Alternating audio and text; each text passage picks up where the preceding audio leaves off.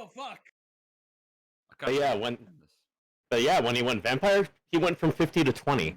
Yep. Well, I will go ahead and start recording on the Audacity. As will I. Ditto. We should sync up. Yes.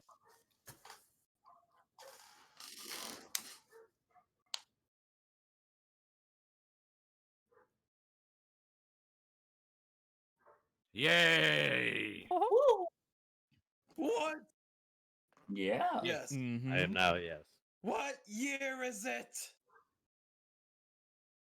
Unfortunately. Oh, god damn it. Wake me up next year.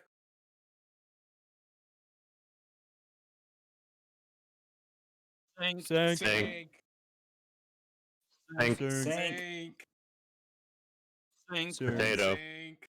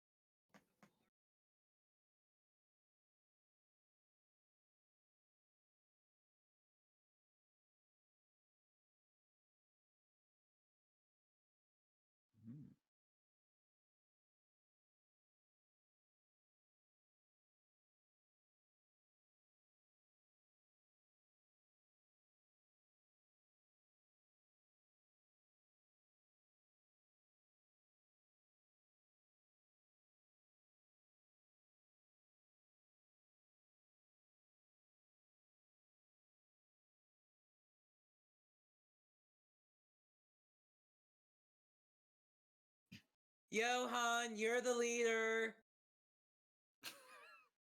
For the last time, I am not the leader of anyone, but if I have to get the door, I will. Gonna march out of his room and open up the door.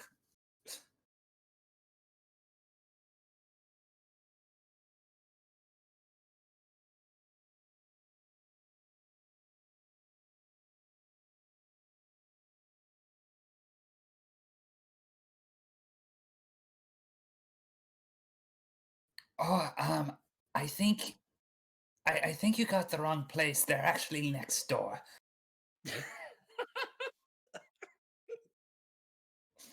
Oh, I'm just messing with you. Come on in, come on in.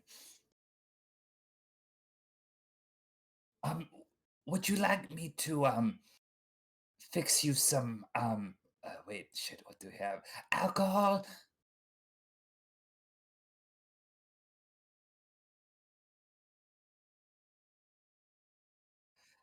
Oh, that's all right. Let's just sit down. Should I get my other business partners in here?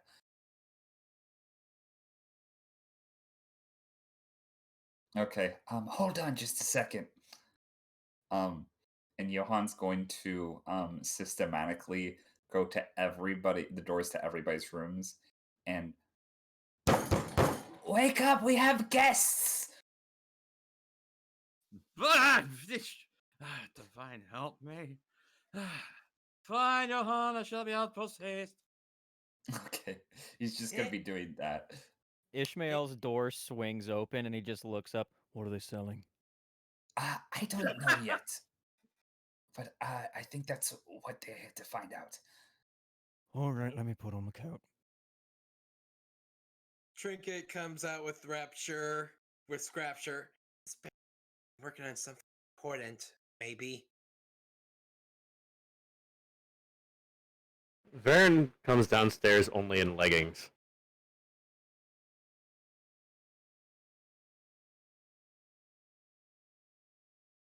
Do they show off your butt? You're wearing leggings. I mean, it's his normal, like, leggings that he normally wears.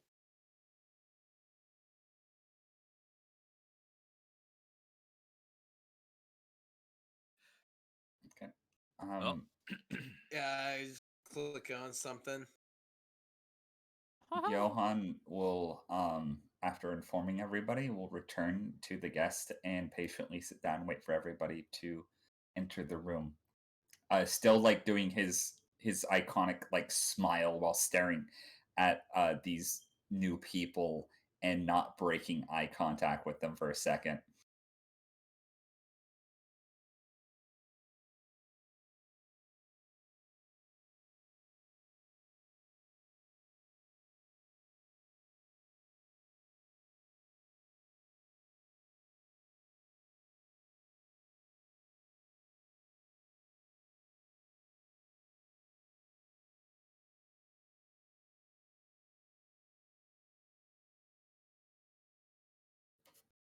Oh, so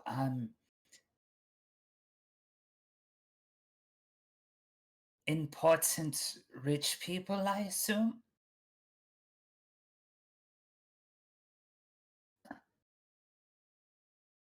His Majesty.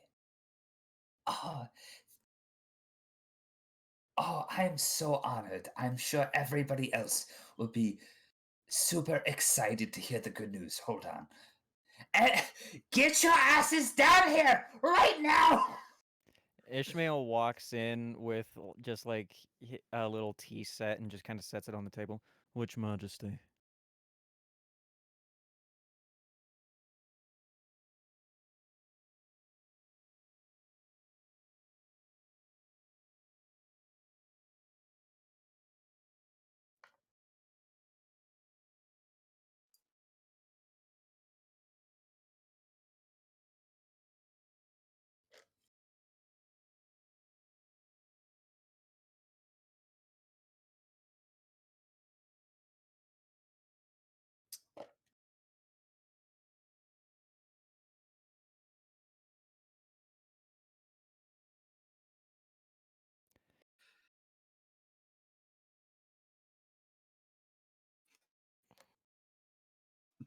Varen will stroll in at this point and just sit down at a table, just kind of begrudgingly. All right, who's the spoiled brat that we're helping this time? Might watch your tone this time.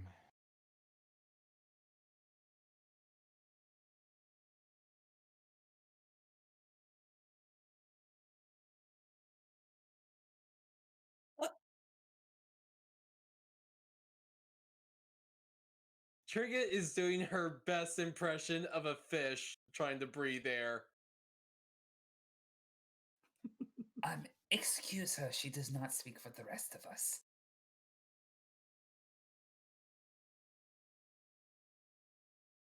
Fortunately, our esteemed Knoll companion seems to be rather efficient at being ebullient in this regard. I have confidence in that he'll speak for us. My apologies for being so late. Yes, hello. Good day to you, gentlemen. That is our scholar. Very smart. Oh, you're too kind, Master Johann. But please, gentlemen, continue about your business.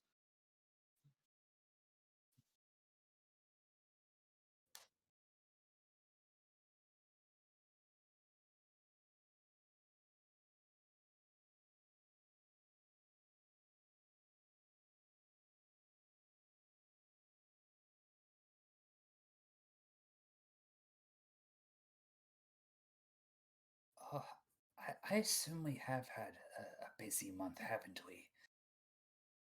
I suppose that we have. Let's see here. Foiling a terrorist attack. Ki- getting getting the terrorists into custody. Freeing a Uh, town, taking down not one, but not two, but three fire giants, one of which was pot dragon, I might add. Which would make that more like 2.5 giants, would you say? Oh, yeah, definitely. Yes. I learned oh, an interesting tidbit about those red diamond folks whenever we get a moment to sit down and talk about it. I love that play. Oh, also, I got a new hammer polish for my beloved Maud Madeline. Do you want to see how shiny it is? Hold on, I'll get it from my room just real quick. Oh I well. love this. I also got an owl. Sit. Yes. I assure you, gentlemen, as unusual as we may seem, we are quite capable in our duties. I prefer the term eccentric. Yes, a very good trick. That's an excellent use of that word. Usually, speak for yourself. I'm learning. I think the thing you need to take away from this encounter is we are all fairly competent in our own specific areas of expertise. Um, and also, we keep Trinket around because she's funny. We'll be on time. When is our appointment?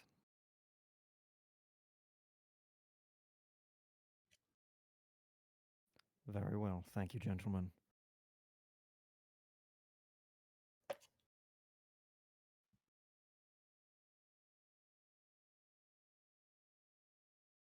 Hmm.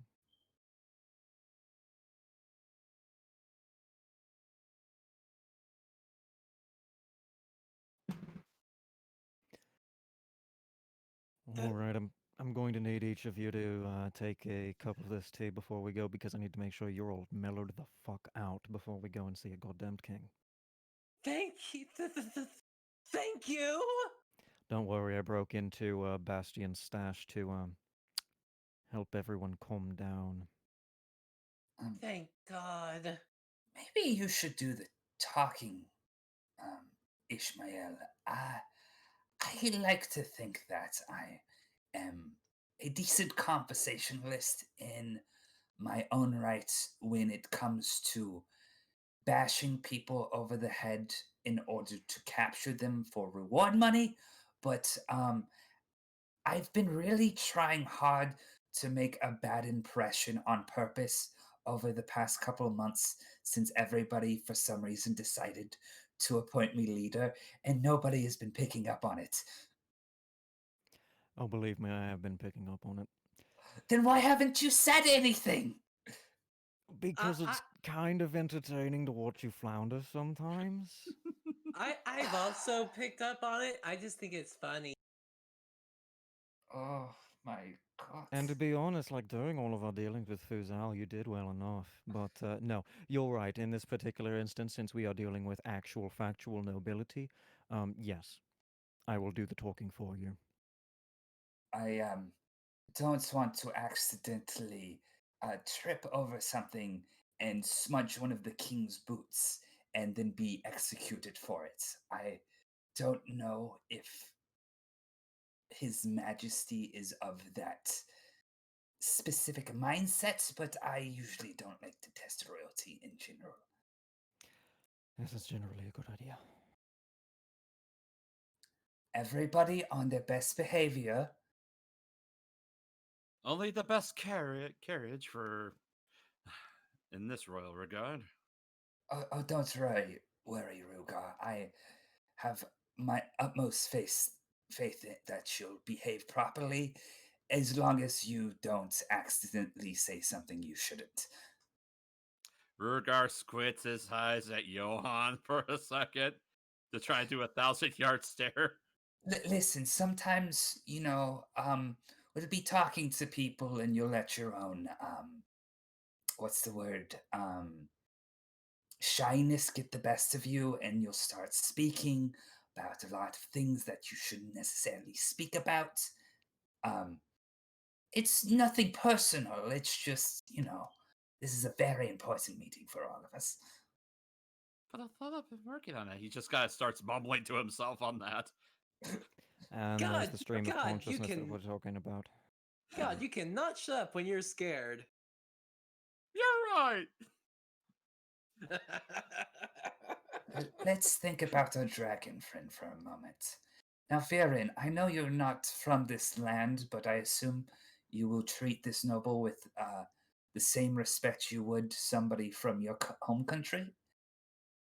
Why do you even need to ask him that? Rugar just pats him on the back.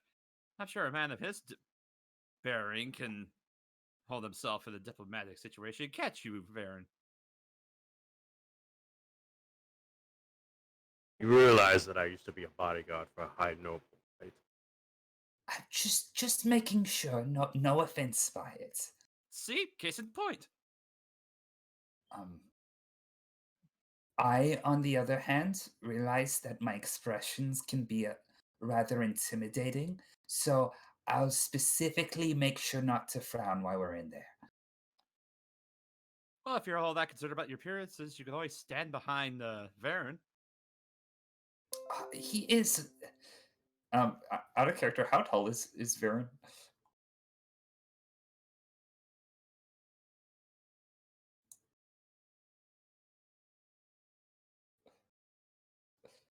At like the peak of his horns, I'd say he's about 6'8".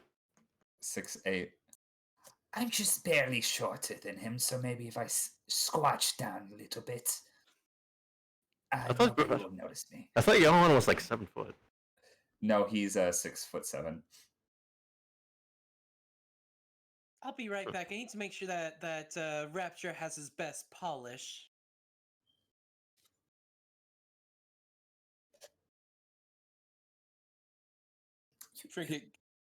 Trinket goes off to, of course, polish Rapture up. It's not going to be too long, Trinket. Hold on a second.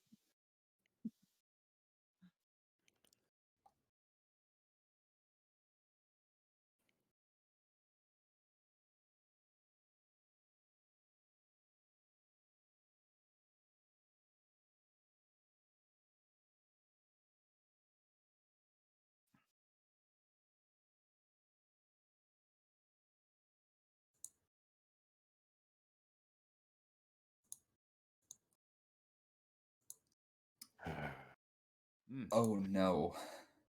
I am kind of glad I kept that silk robe from the treasure that we've acquired, is I am using the hell out of that.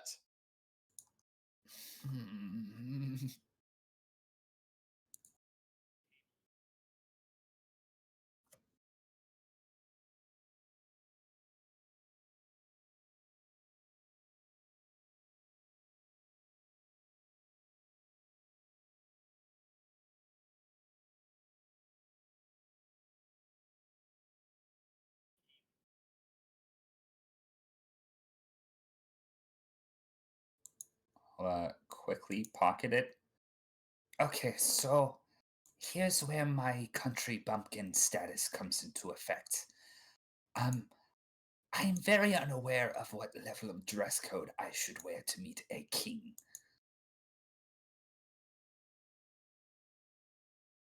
As formal as you have.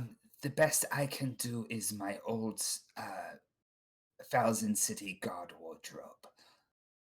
That'll do. I'd imagine as well. Oh, it's going to be so nostalgic moving around in that thing again. Well, I suppose they better go finish getting dressed then. Baron's gonna get up and go upstairs. Rugar will make a point to, if it's gonna take him a while, or take Trinket a while, he'll actually make his way back to her room. I may have a solution for that in order to speed the process up a little bit. Hopefully it doesn't take too long. But Rugar's gonna attempt to cast Prestidigitation to clean up Rapture. Does that work like that? He casts it several times over the next few minutes. Sure. Because it covers what, like a 5-foot square each time, so you literally just like just like a nice power wash. Mm-hmm. Too bright, too bright.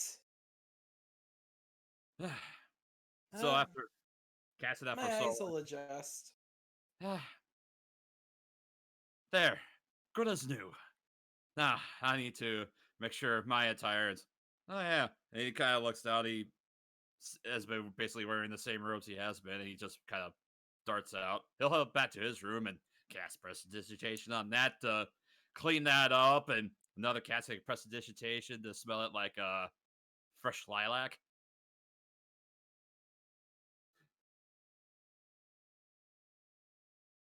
Trinket will dress in her normal clothes, but put on silk robe with gold embroidery that she had got from from one of their encounters. Ishmael already had his wardrobe cleaned and pressed, so he's good to go.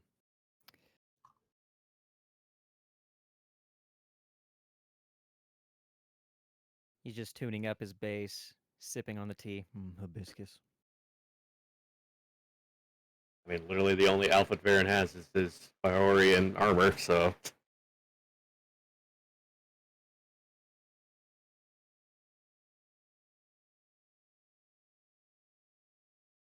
Yes.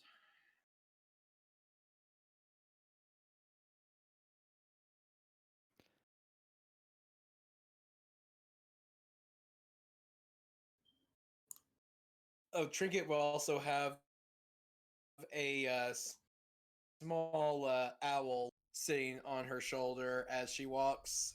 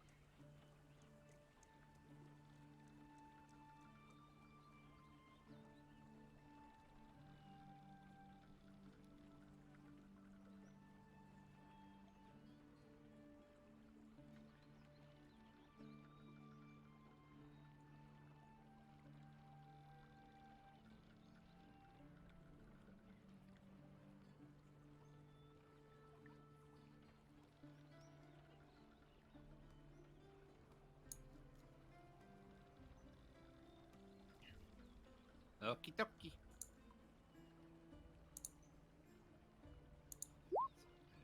$18. 14. 10.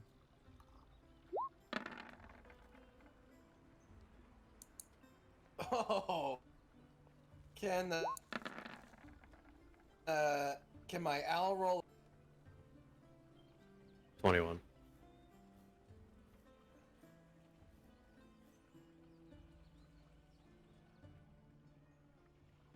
Okay. Okay. Yeah. I would just be looking at. I'd just be looking at the stalls, thinking what would be good for dinner tonight.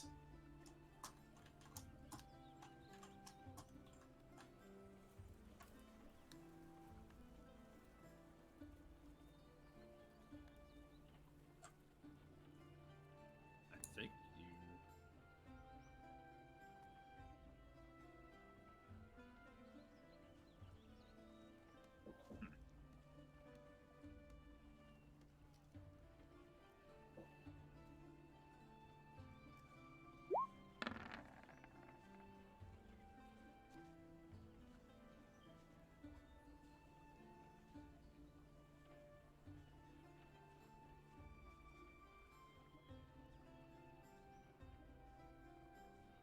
Huh.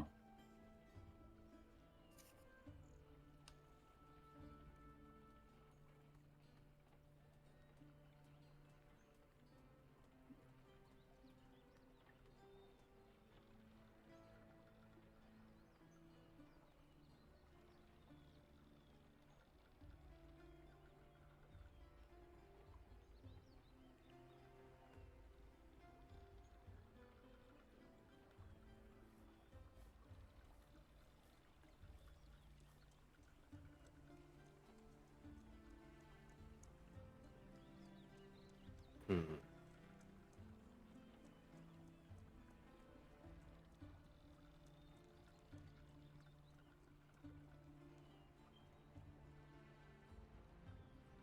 Varen will make a note of it, but not mention it.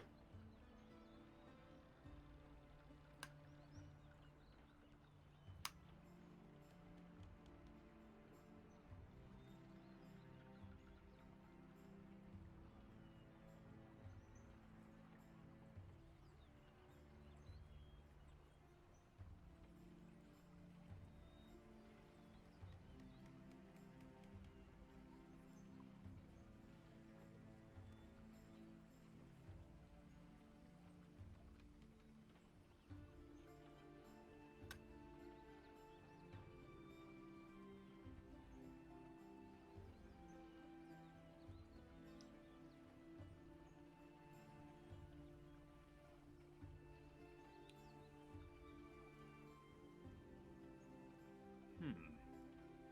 Hmm. Nice. I think Ishmael would probably be at the front as he Probably. is party leader. Uh, Rugar, I imagine, would be next, followed by maybe myself and Scrapture, and then Varen and Johan, if that's okay with everyone else. That makes sense for Ruger, at least. Yeah. I think Johan, or we did say that you'd duck behind Viren.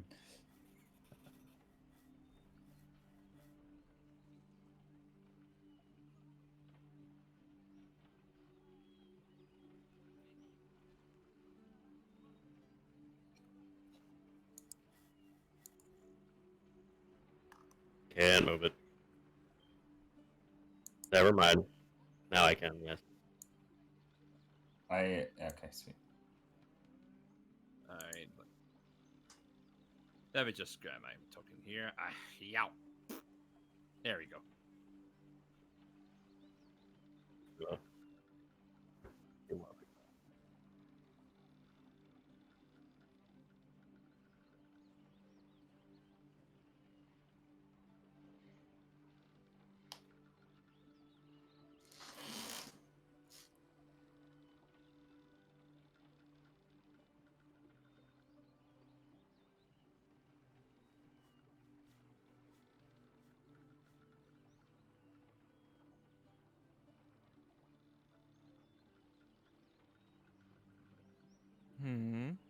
Any other discernible details?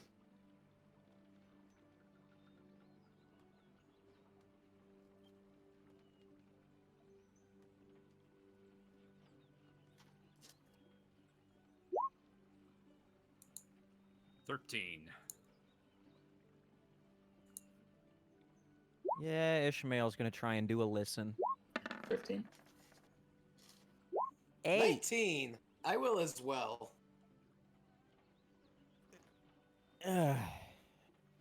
That's the second time I got a nat 1 on the other side.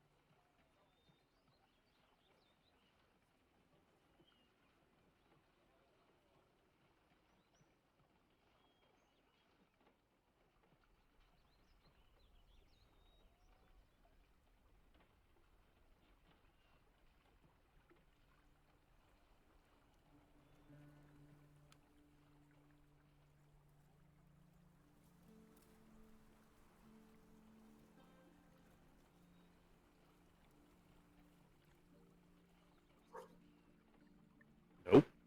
Nope. Nope.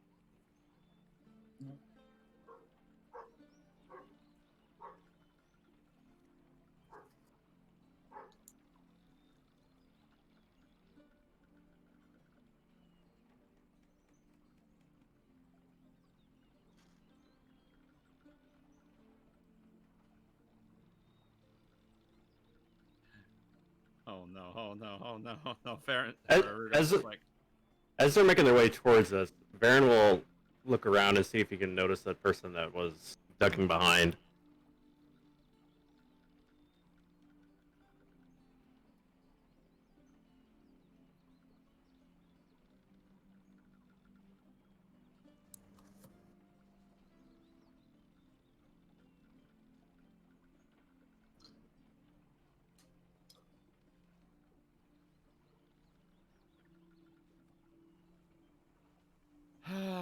Great. Oh, this is just. I'm not sure how I deal with this. Ah.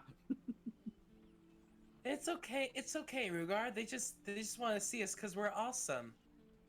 I mean, yes, you're right, but when it comes to social interactions, oh, that's the thing of me.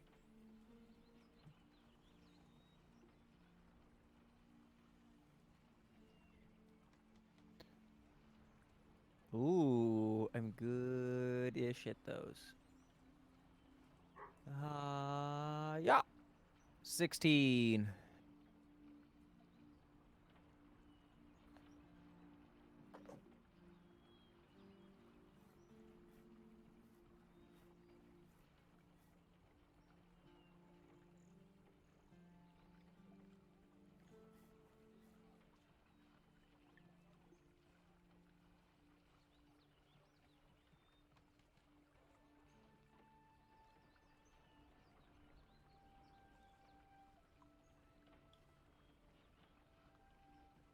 Who?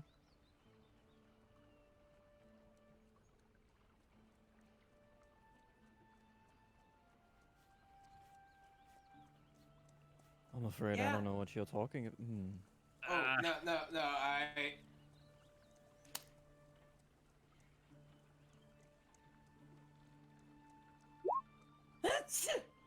Sorry, I was clearing my sinuses there. What were y'all talking about?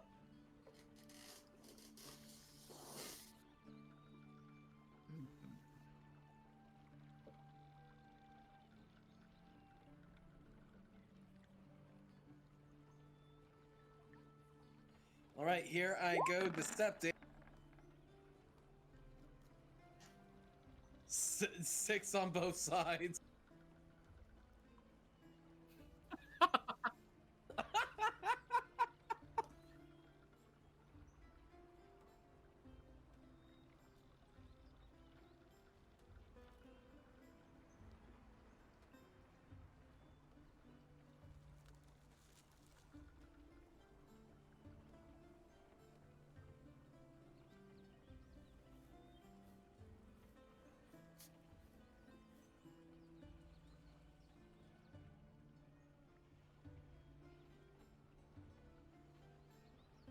Oh, really? Huh.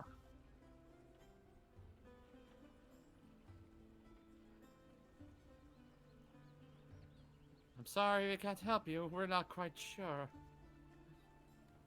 But I mean, like the people of Argonis caught him. Shouldn't they get to deal with him as they like?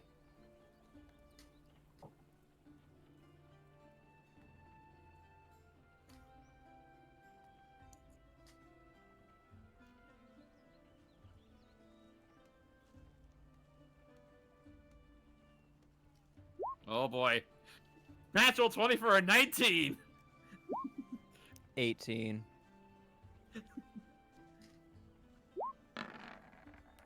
18.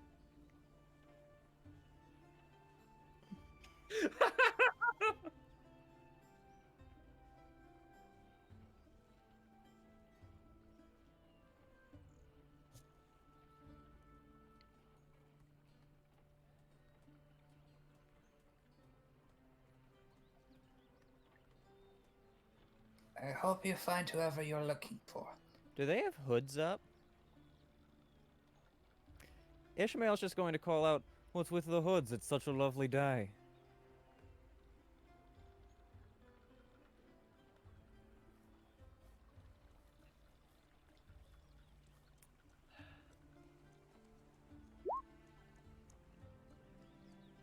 I mean, are they going in the direction that we're Oh, going, oh. or somewhere else?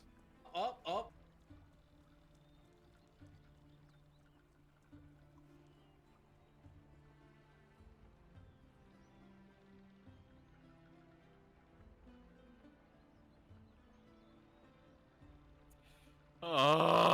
Buff game. I'm just like, but in game, Brigar has no idea.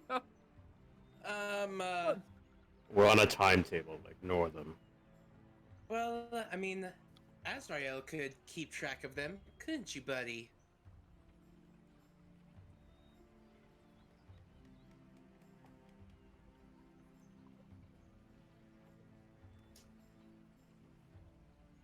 What an odd group of individuals. Just purple and then Something's those off hoods? about them. What do you mean? I'll worry about it later. Let alone the fact that they were quite assertive about their knowledge about Valenko. That is concerning. Walk and talk. I would assume we are as we continue forward. Yeah. Well, if they are up to no good, then they are indeed fools for leaving their wants and needs so out in the open with potential strangers. Remember how we were warned about Valenko having more friends than we initially anticipated? Oh, I am well aware.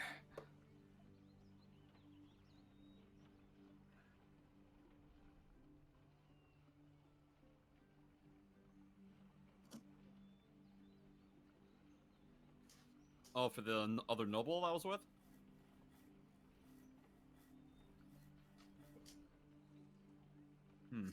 Upon Nope. Ishmael mentioning the thing about those other three that were there, he'll kind of perk an ear and see if he can hear anything as he walks past.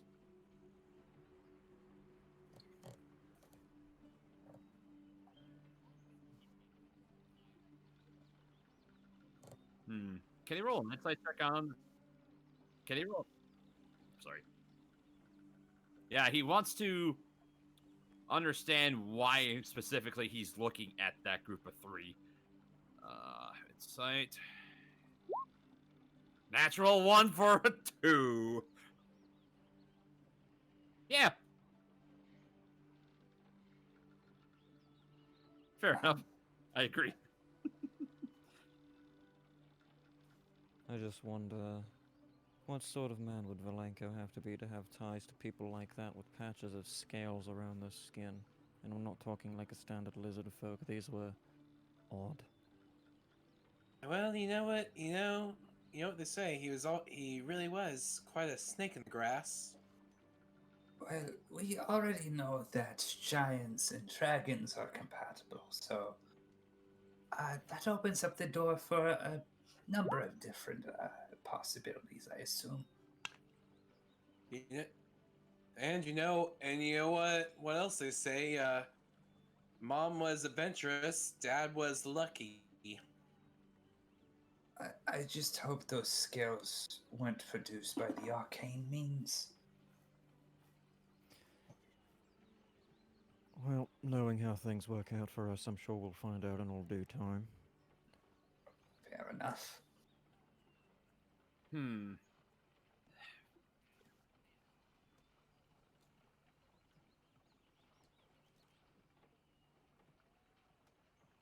Depth. What?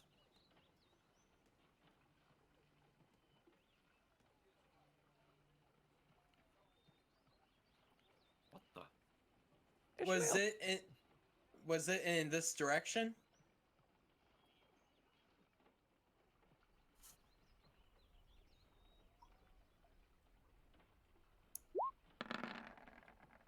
Oh, that nat 20 on the other side.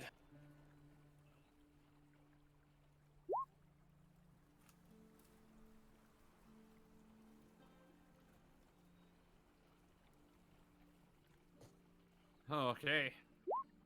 23.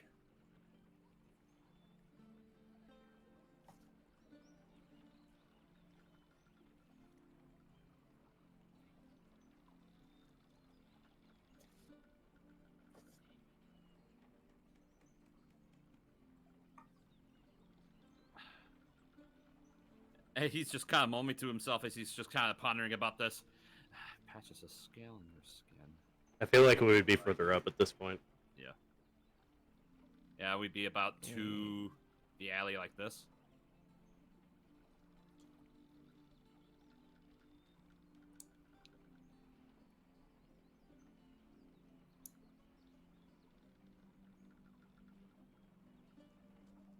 Hey.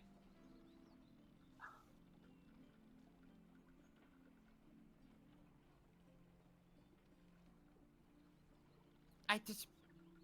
Would you do me a favor and take off one of the hoods?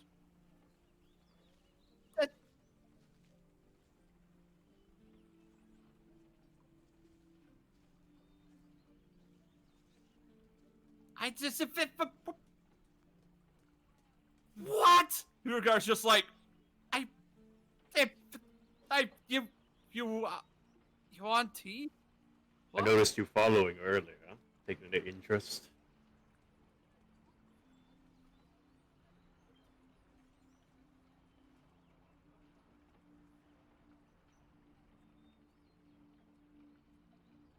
Was that course. your only motivation for the slaughter, or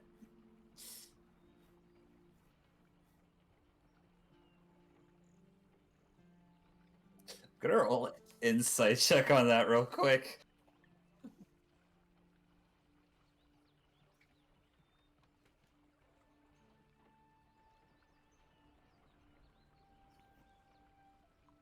Oh, he was basically asking them what their motivation was, what the person's motivation was for killing the Yanti. I would also like to roll insights. 15? Based on the Arcana roll from earlier, would Urgar know as to the reason why too?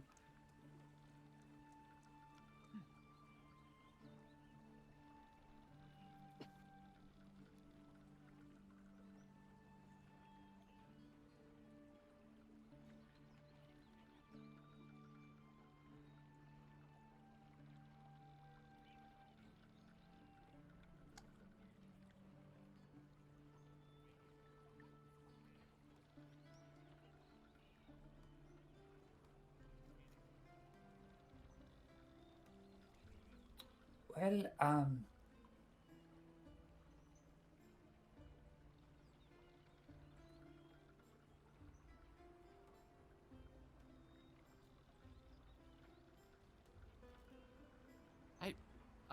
Oh. Urgar's expression just kind of wipes at that. It's just like,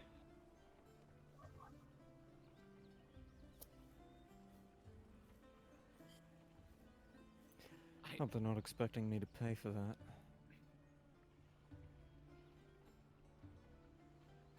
you don't think that, oh, never mind.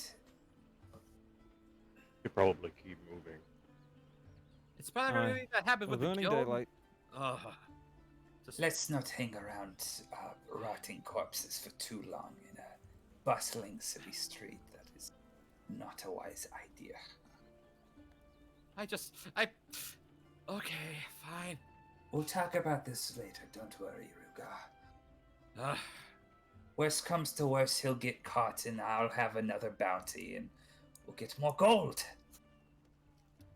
But you won't get the bounty if you don't catch him. Oh, don't worry, I will catch him. I technically just realized I don't have a track record of a single person that I haven't captured before, considering that Valenko has been caught, but might prove difficult if he's extradited and then his home country goes easy on him. Yeah, then you might have to put an asterisk on that undefeated record. Yes, that would be very unfortunate. Well, that just means we get to go back to the Indigan Empire and catch him again. For keeps. If I could avoid it, I would prefer us not travel to the Indigan Empire. Yeah, I'd rather not get within a country mile of the Silver Palace if I can. Indeed. Sapphire? Sapphire Palace.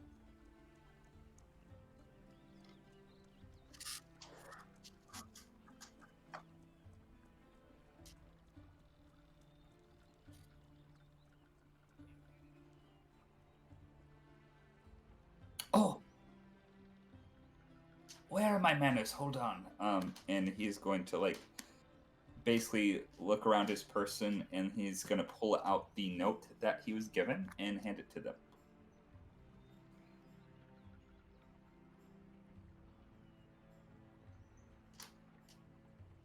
We are the Dealbreakers with a seeking audience with His Majesty as per this writ.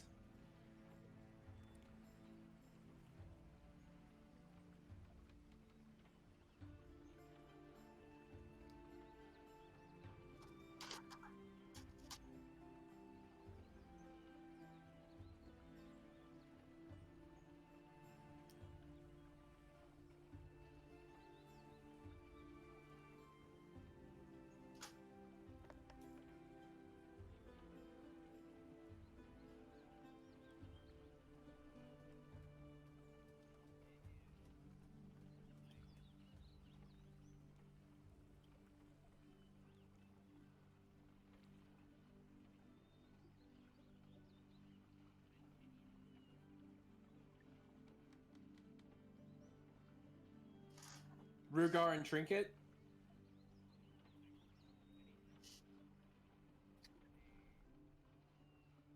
Sure. Intelligence. 6. Nat 20.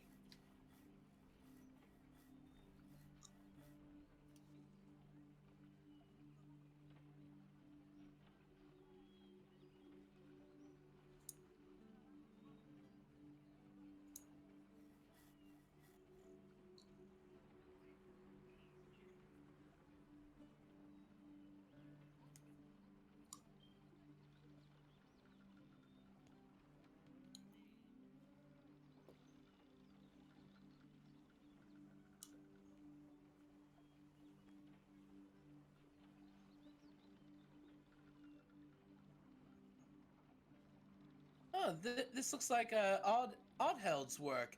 He makes fantastic whiskey.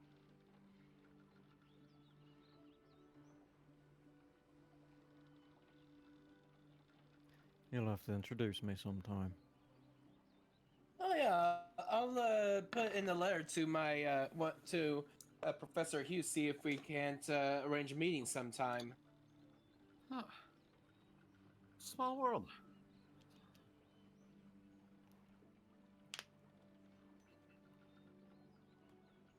Yeah.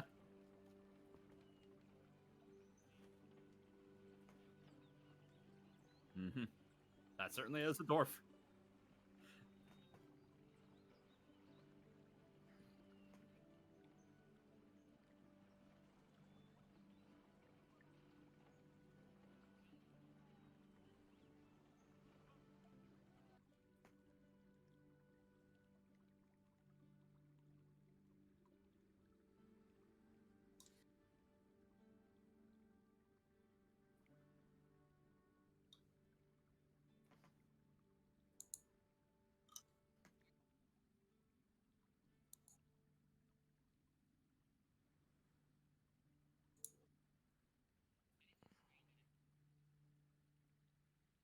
Sure. 14. Arcana. Arcana. Rolling 10.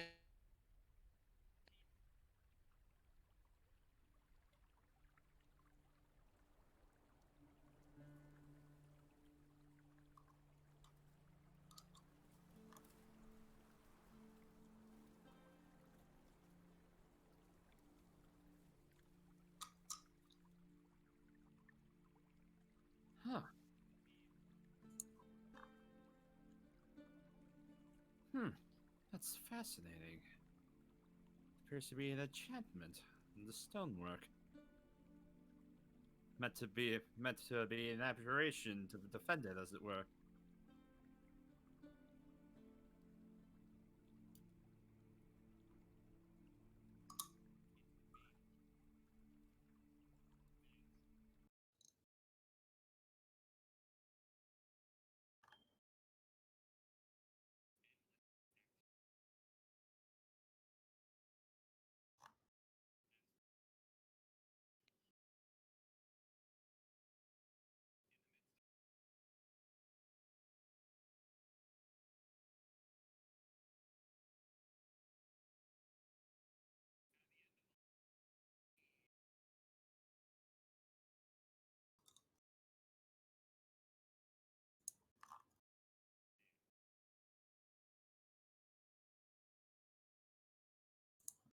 Perception. 6.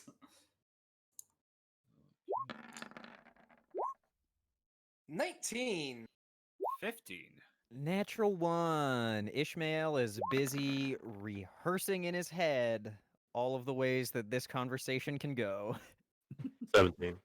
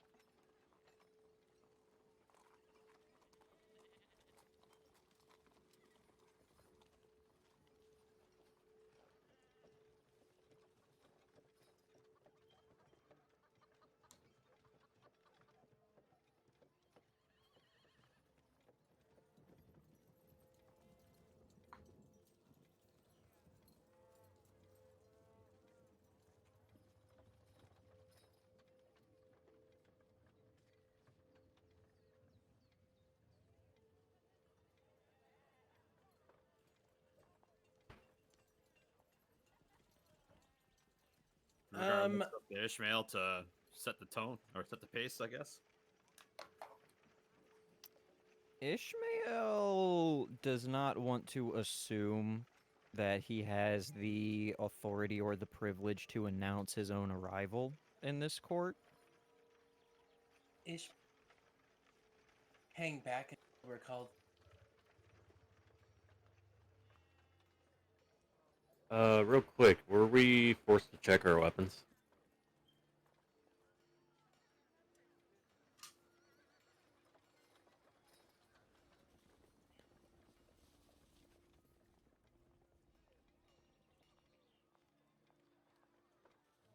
Not really. Understandable. I'll Very hand well. over my big old maul. I will hand over my sword. I could only imagine the comedy of the guards trying to lift both Johann and Baron's weapons. Be careful, boys. Make sure not to smudge it. I just got it polished. Try not to pull anything. Very well. Rugar will take his longbow and quiver, and he'll mage hand them to each of the guards as well as a short sword at his darts. Oh, right. I also have my wakizashi and hand axe. We'll also hand over. I hand over my crossbow now and my dagger. Make for- sure that you lift with your knees, okay, boys? Ishmael's gonna roll deception because he has a knife in his boot, but he's not gonna show it to them. For I don't think you might need to.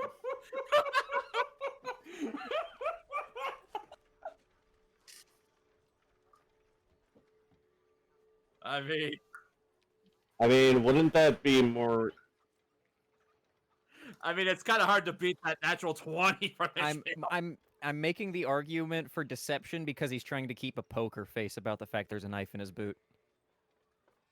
Fair enough. I was gonna say it's probably sleight of hand more than anything, but Well, no. Yeah. That would only come into play if he moved the knife to his boot. He always keeps his dagger in his boot. Yeah, so yeah, deception for the poker face. For posterity's sake, I'll just say Johann hands over the rest of his weapons except his teeth because he cannot take those out of his mouth. Not like and dentures. I should probably hand over my cook's utensils and my thieves' tools.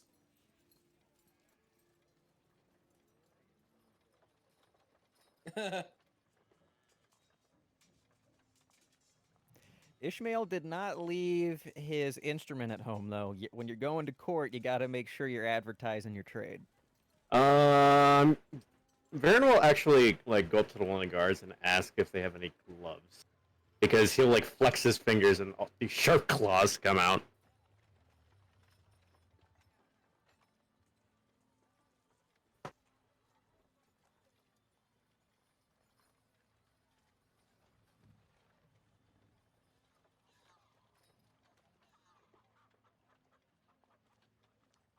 All right, he'll just retract his claws then.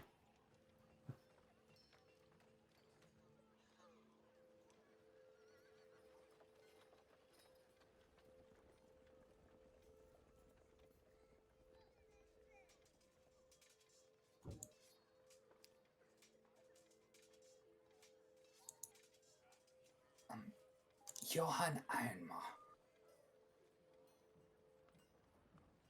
Trinkets Asteroth. Rugar Hurlemian?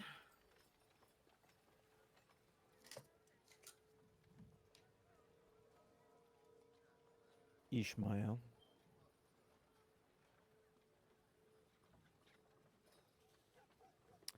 No Monson.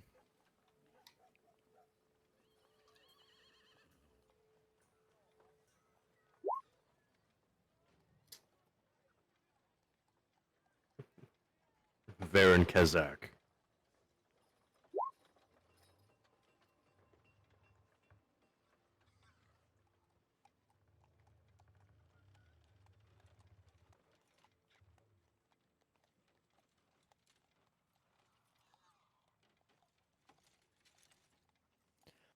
Aye, that would be correct. We were summoned to arrive at the appointed hour, which I believe is just about nigh.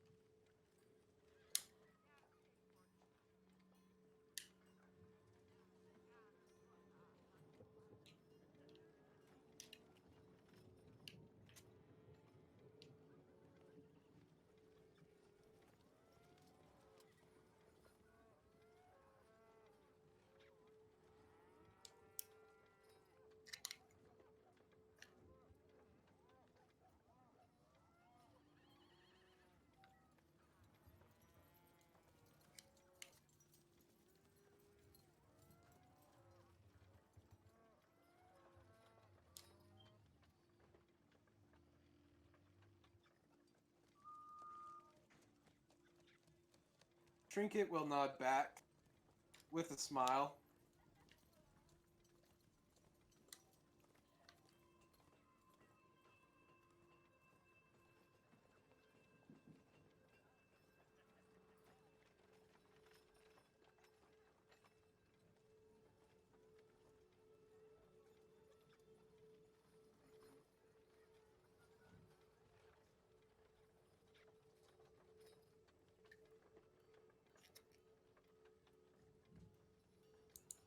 Ishmael will do so. Rugar follows. Trinket and Scrapture follow. Johan will follow. Varen will follow.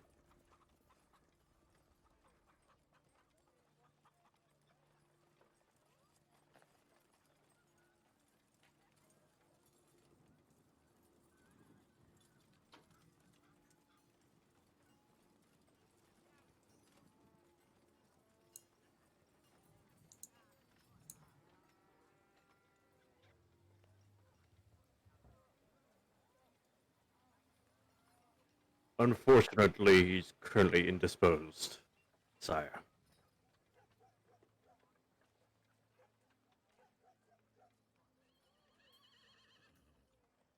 At that point, if we're discussing pleasantries, I guess Rugar's not exactly sure how this would deal because being in the presence of a king, he would attempt to bow.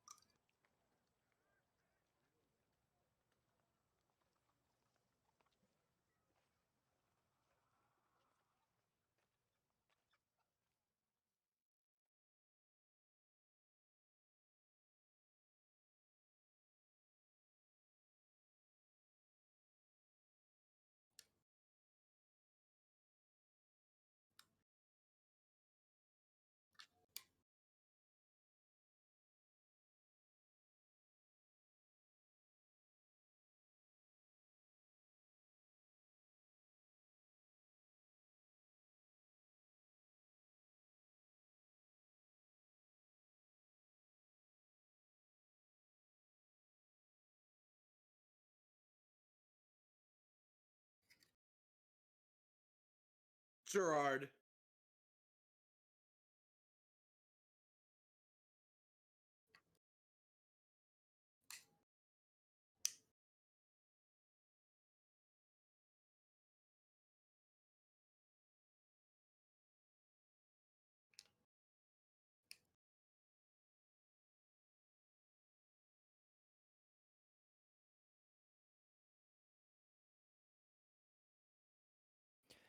Of course. Good day, Sir Lucian. As Ishmael just kind of nods, because he remembers they had a brief run in with Mr. Lucian before.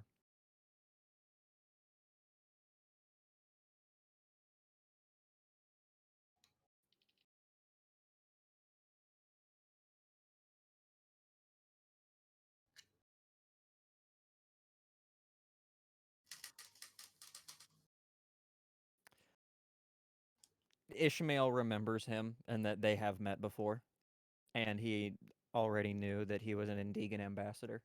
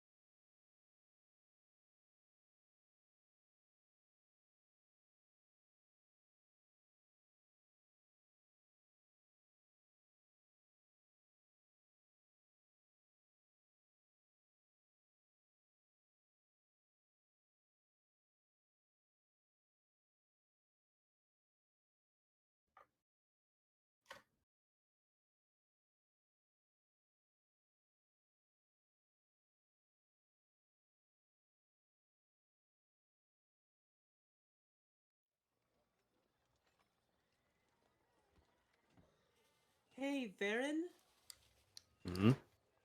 didn't didn't the tools that he used originate from your country? Wouldn't you say that they're a neutral party? In this particular matter, yes, but I would advise against involving the shogunate.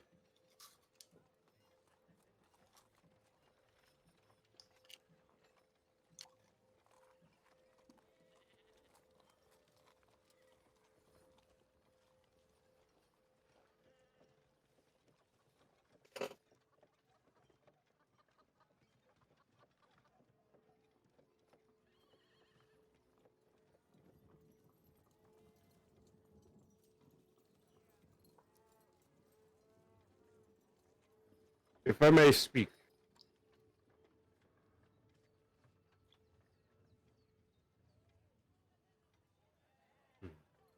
well, it was more the matter at hand. I'm not sure how you. I'm not as familiar with your laws here, but from my understanding, at least through military law, if a soldier were to go AWOL, he forfeits his rights and citizenship, does he not?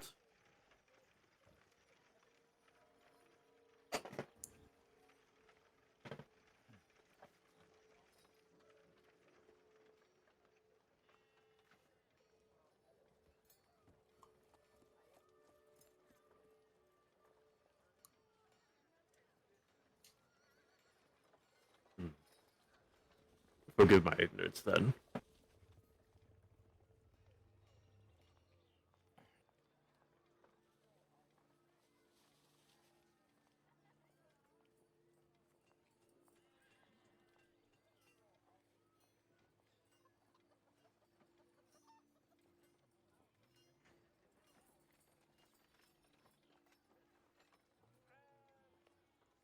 Varen just kind of,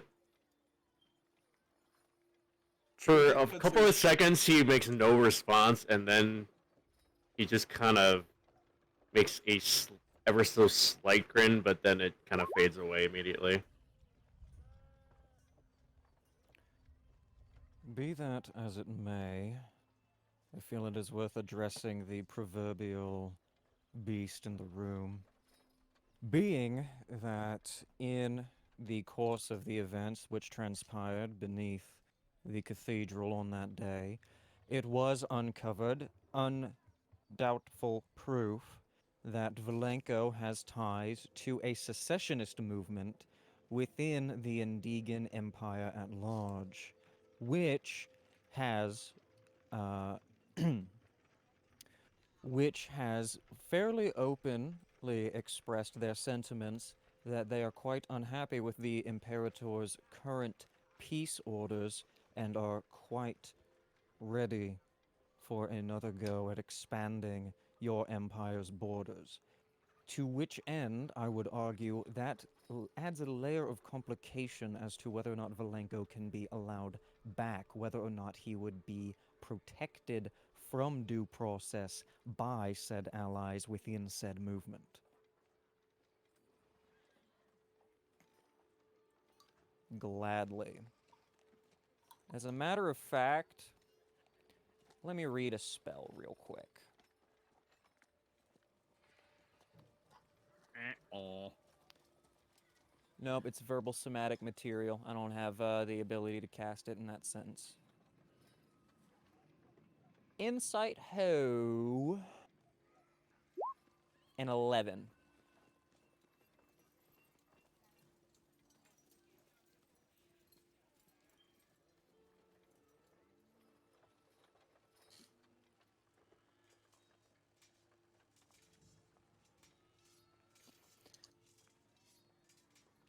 Well, the evidence was presented to the guard,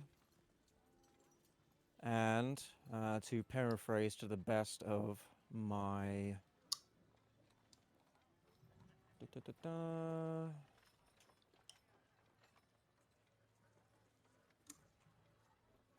Let me see. I'm trying to find the exact note where it was written down. Was it the guard or the Northern Watch that had him detained?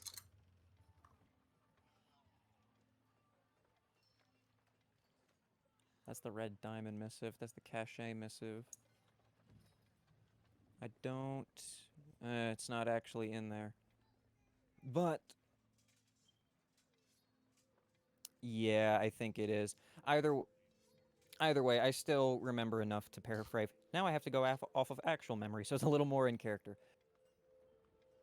To paraphrase what I can remember from the letter that was picked off of one of Valenko's Sapphire Wardens, the letter read specifically as follows. Well, again, paraphrasing, so perhaps not specifically. You haven't seen the way that they talk about us out there. They treat us like dogs both at home and abroad. But soon they will have to learn just how powerful the Imperium is.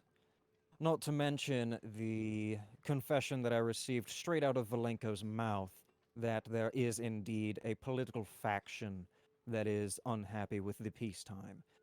So perhaps a secessionist movement isn't entirely accurate, as they're not necessarily interested in separating from the Empire at large so much as returning to an old wartime policy.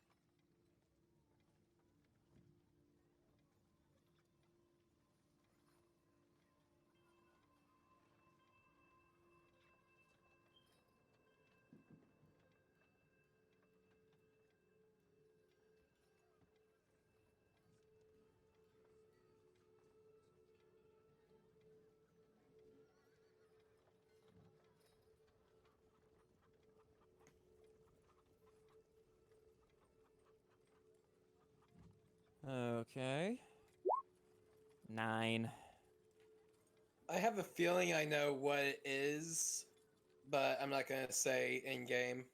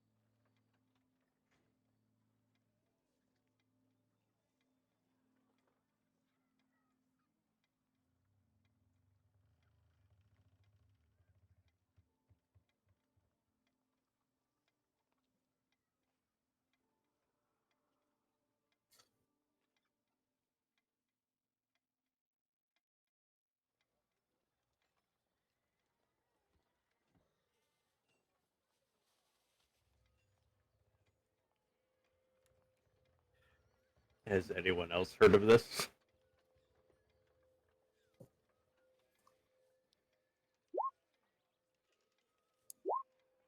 No. 13. All right.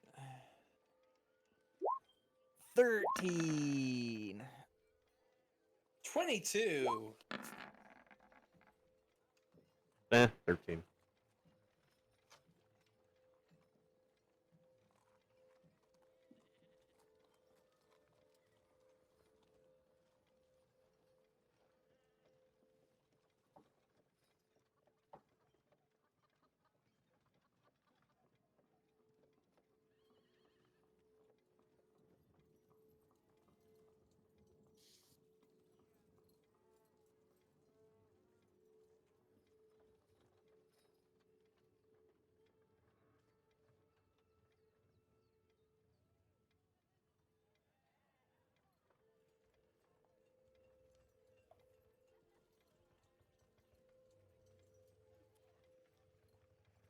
Ah, the steel concordate.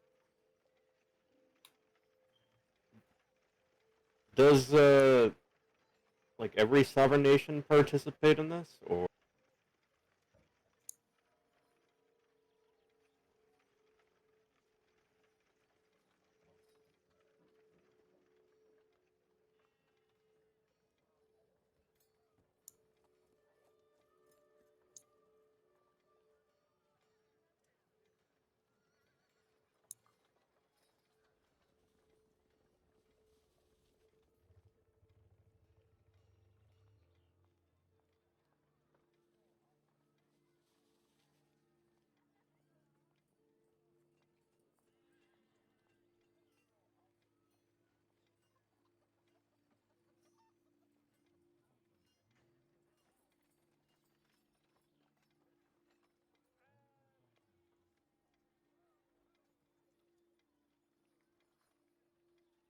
hmm?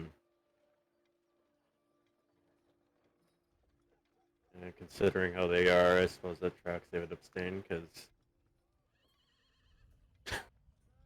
I don't know. Yeah, I mean, if they need something, they just kind of take it.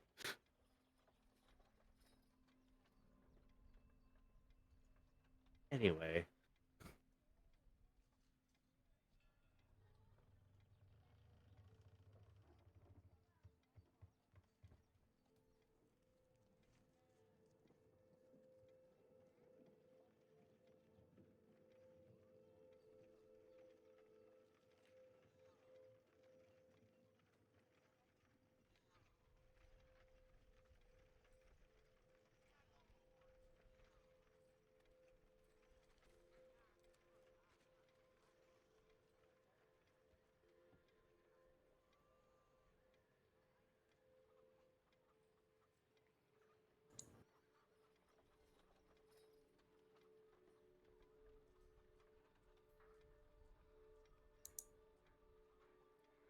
Not I.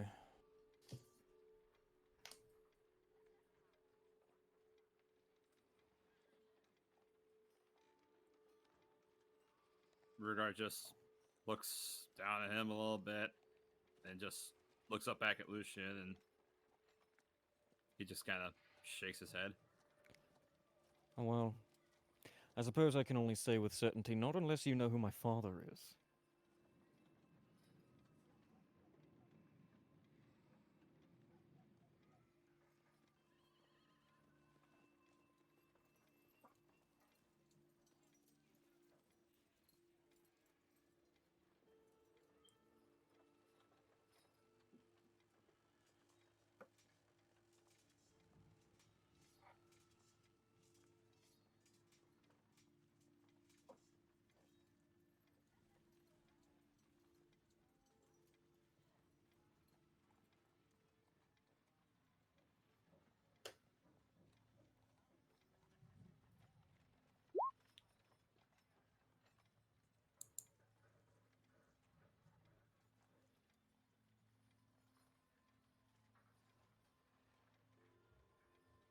The first steel concordate in a decade.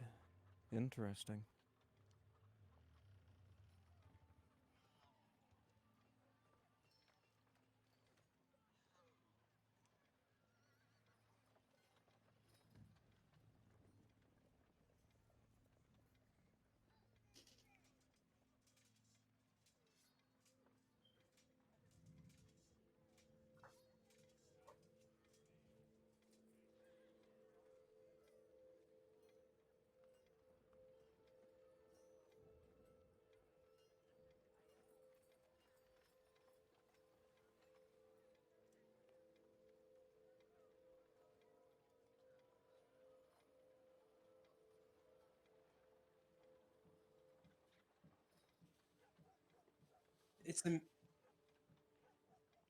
I was just going to say that it's imperative that we keep Valinko out of the Indingan Empire's hands, because if his knowledge of where to get black powder reaches their ears, they could send the various warmongering factions could send agents in to wreak havoc.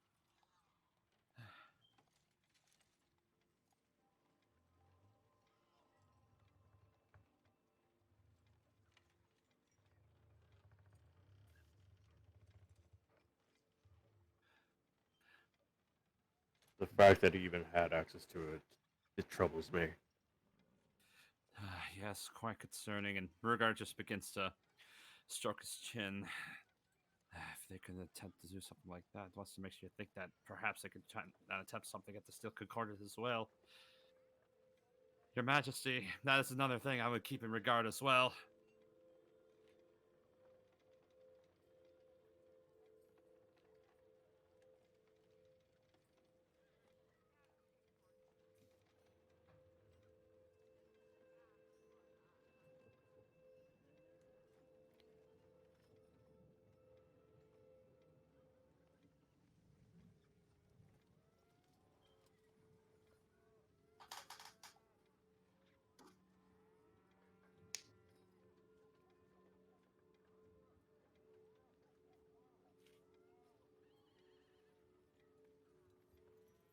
Hmm.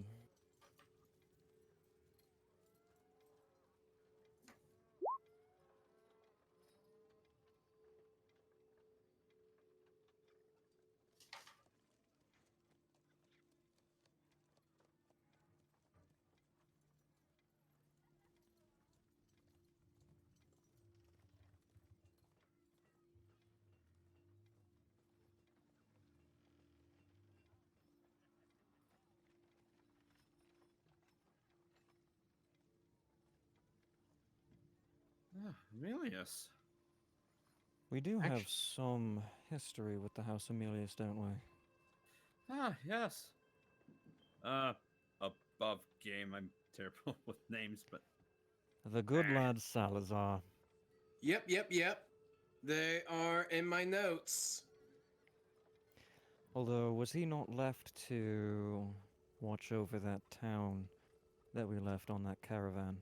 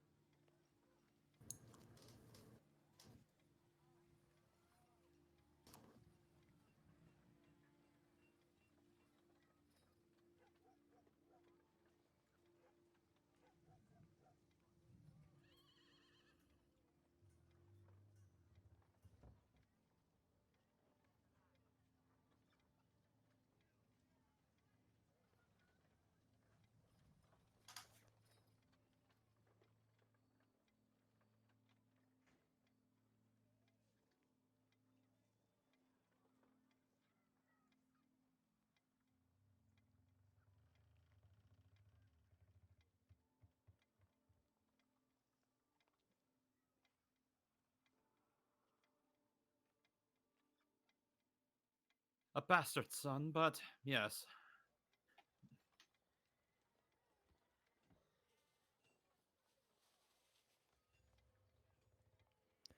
Well, I did present his head to the outpost of college here. And from what I've gathered, it was more than likely the least favorite son. Heard tales of his failed attack at some storm giant monastery in the March's Peaks. March's Watch, yes. Enron Talai was the name.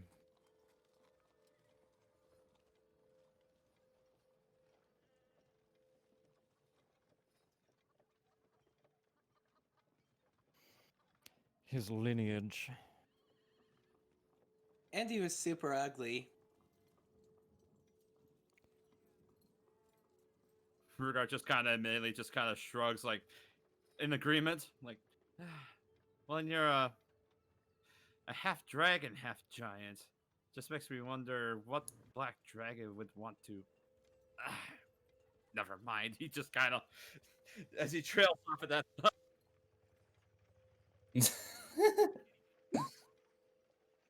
The king just slowly Picard hand palms his face. Okay, so Johan's been quiet for a very specific reason. He's not going to speak up, but the second Rugar says that, he is going to peek behind Viren and stare daggers at him. I'm filling up my mug. Look, Rugar, it's like I said earlier. Mom.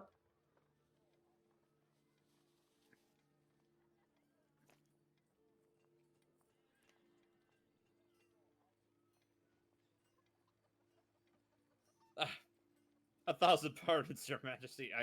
And he just kind of gives just a slight head nod, just kind of staring down, like, oh fuck. Here I. In his mind, he's thinking, okay, foot, insert here. Not to, I know we've been kind of rolling through a bunch of topics, but not to backtrack a little bit. But didn't we, above game DM, didn't we ask Enrique to talk to old contacts to see if he could find any leads in terms of underground black powder selling?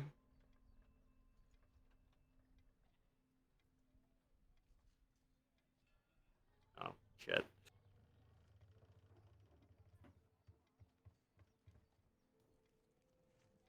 Because right now, that's where Varen's head's at. He's kind of staring at the ground, thinking to himself.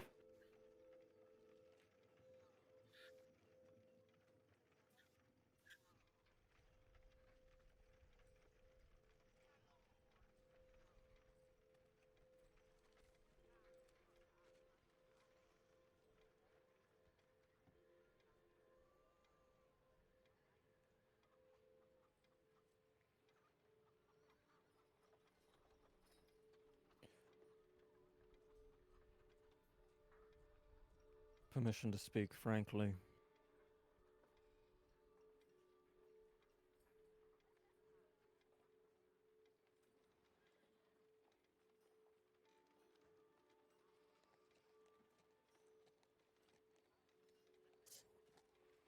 Sure. I Mhm. kind of think I know, but I'll roll perception. 17. 22. 7. I'm too short. I'm trying to look over Varen's shoulder.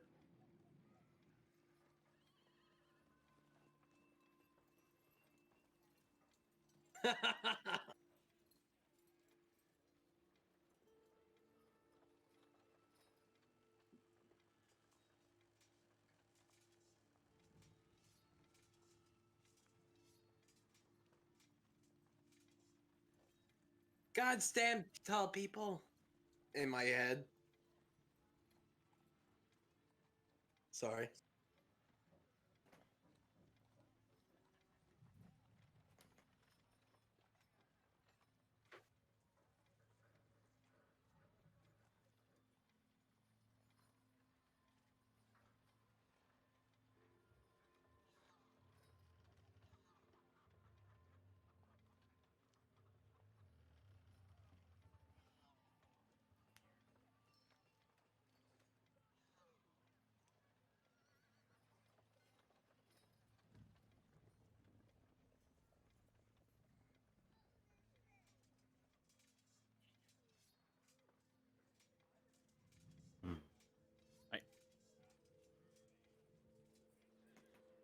Well, with all due respect to the good ambassador, I've not yet made up my mind on whether or not I trust that he's not in on the Warhawk movement within the Indigan Empire.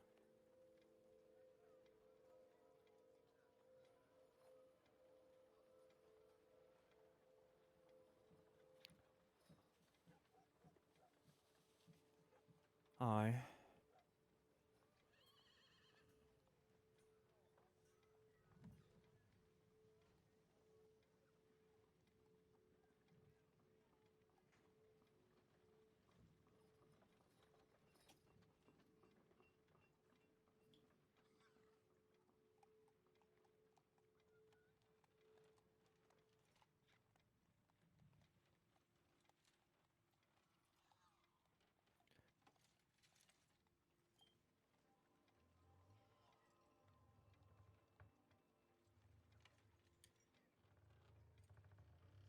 A vested interest, no doubt.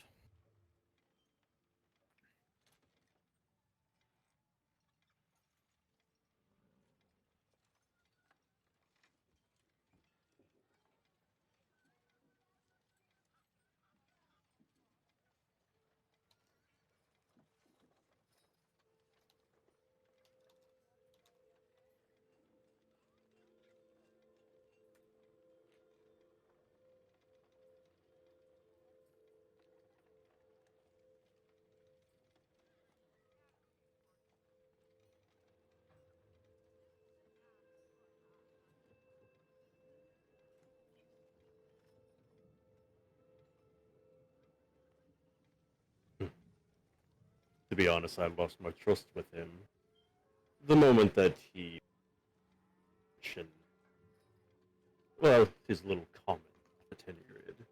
I think he's uncomfortable with me. Let him be. We can use it to our advantage.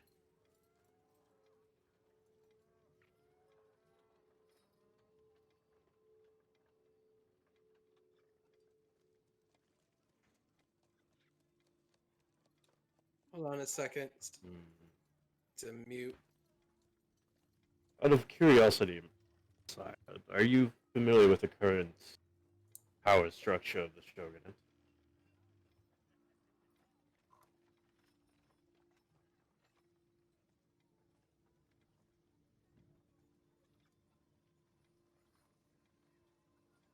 He currently sits there because the previous emperor died suddenly, and the successor is currently too young.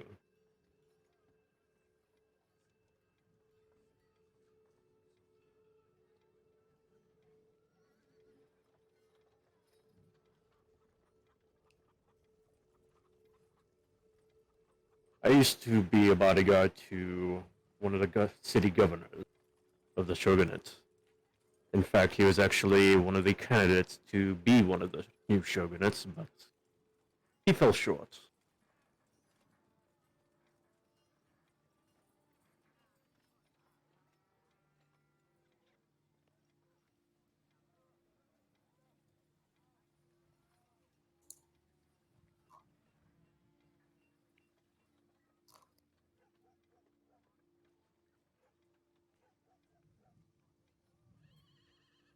It's a rather delicate balance at the moment. The only re- the only reason that the young emperor still lives is because of his bodyguard.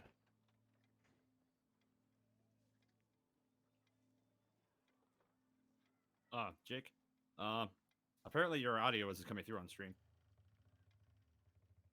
Ah, shit.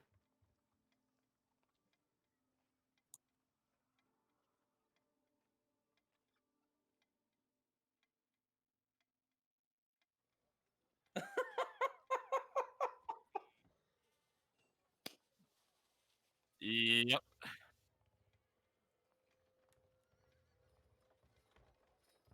Sorry, guys. Just one second.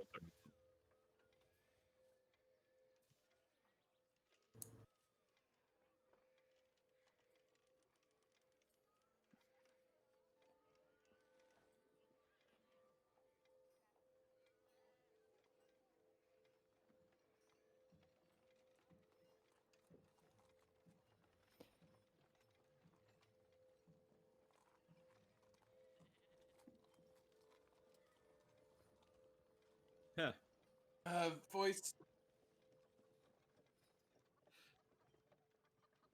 Yeah, that's weird, but yeah, make can you try? Is it maybe through Discord?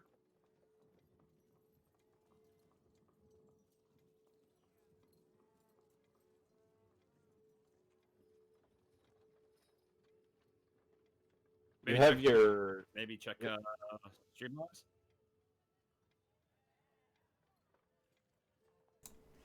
All right. Slobs, what are you doing? Slobs, hey, are we getting it? Are we picking up my voice now? Are we picking up my microphone? Yep, now I hear you. Ah, lovely. I'm probably peaking a lot. And now, hey, there we go. I am so sorry for the technical issues here, guys. Thank Um, you, Doppel. Doppel, you're Yes, awesome. So, basically, what you were just hearing on what you were supposed to be hearing was Jake's interaction, or the interaction between Varen and currently the king of Argolis, trying to discuss intricacies of politics. So, yeah, that's what we were trying to deal with right now. But anyway, now that that has been solved, rush. Meanwhile, back in the audience hall. Yes. Somebody jog my memory because that kind of off put me here. We were talking shogunate. Yes. The situation with the empire and the emperor, I should say. Have there been any recorded attempts on his life? Have there been any record of attempts on his life?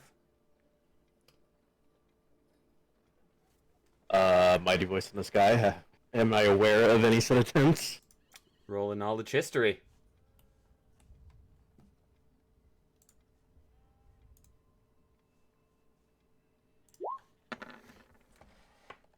$19. In the time that you have been at least knowledgeable about these kind of things, no. Since you I have didn't left, think so. since you have left, you don't know. During my time there, no. No one would be foolish enough to challenge the Grand Master of my order. Do you represent some faction within the shogunate? You say you're Grand Master. This order, if they have a bodyguard of the emperors among their number as its Grand Master. The Tenured have a special section of soldiers known as the Tenured Elite. I have heard of these. Yes, I was one myself. Was And- implying you are not anymore. I have been exiled from my home. I will not pry further. It's unfortunate that you were.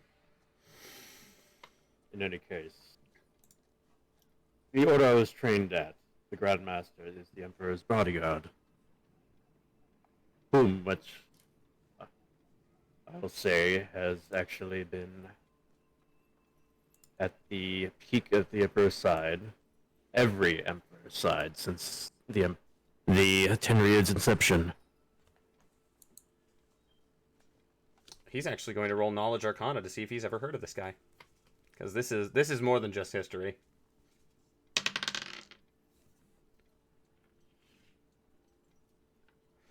And what is your int? What is your int there, buddy?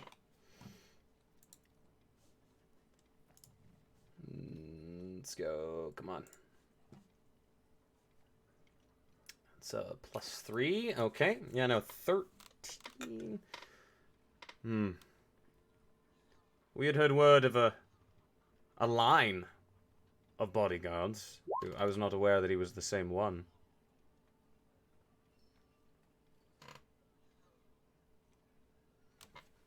One is that I am aware. The current sitting Emperor only has the one bodyguard. Interesting. He is a very...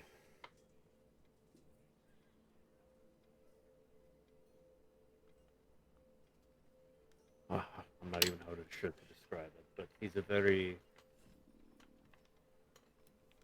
intimidating presence, to say the least.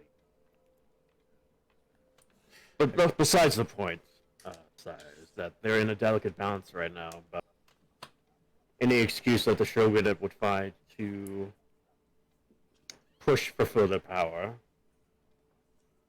That being that our own technology being hoarded somewhere else, giving him the excuse to push further. I could only imagine.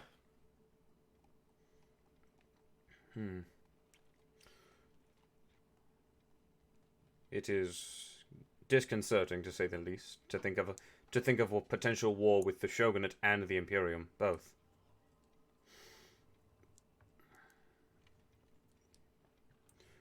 As we speak candidly here, it is my belief, and I want you all to know this, that if the Empire's Warhawks see a way to get through Korobei, see a way to get through the Freelands, that they will take every opportunity that they have to do so. These steel concordates, these tribunals, they are always held in the same city.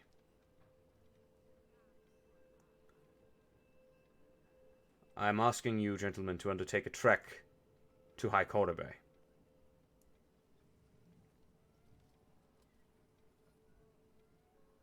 And Mistress, apologies. High Korobei... None taken. Always. High Korobei is a touch more rigid in their laws, as they have had to be. They have had to be the neutral party in so much. They have had to prevent offense in so many regards that they might not even allow you to stay in the city unless you have earned respect with them, done something for them.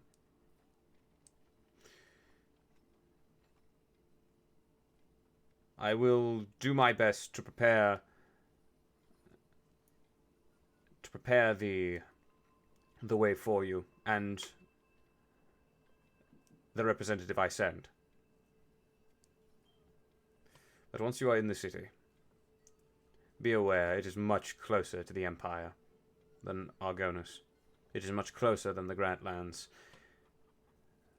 There are likely to be Indigan spies around every corner.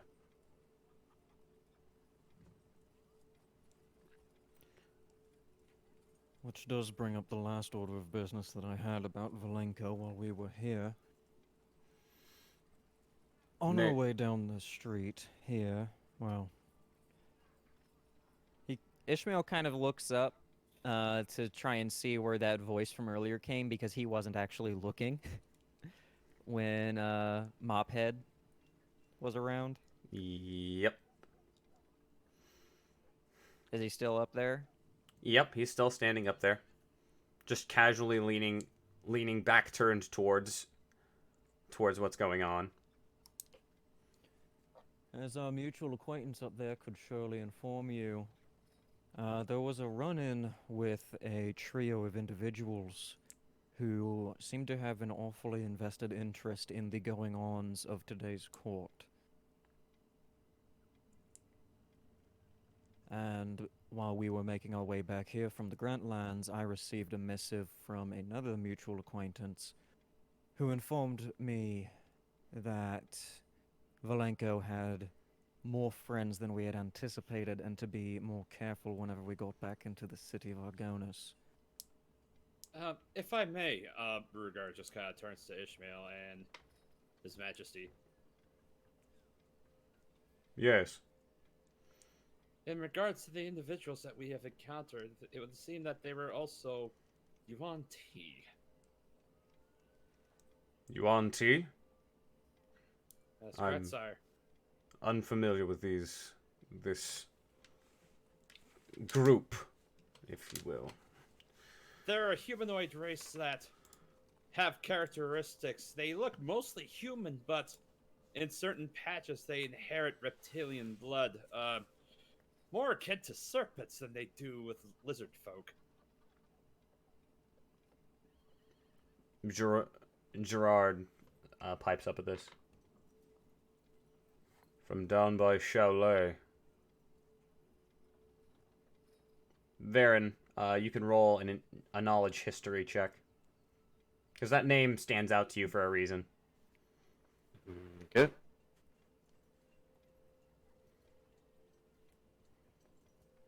History, you said? Yes.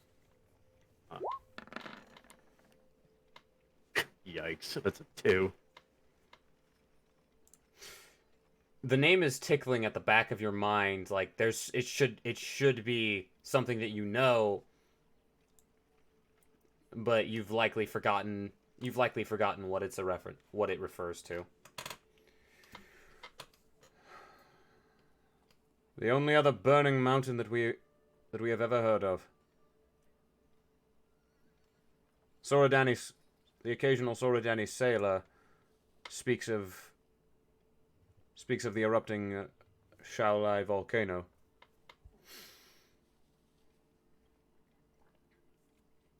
We believe that at least the Northern Watch believes that the Yuan Ti hail from that place. We have yet to be able to confirm one way or another, but if they are here, we need to find out why. I will send for additional agents, not simply just the blundering knights that some members of my order have been, but agents of all kinds. We protect the northern part of this continent from all threats, not simply the scanned. Given the recent events, more than likely we've upset someone. To which end, while preparations are being made, I would have perhaps an extra pair of eyes or two on Valenko's cell.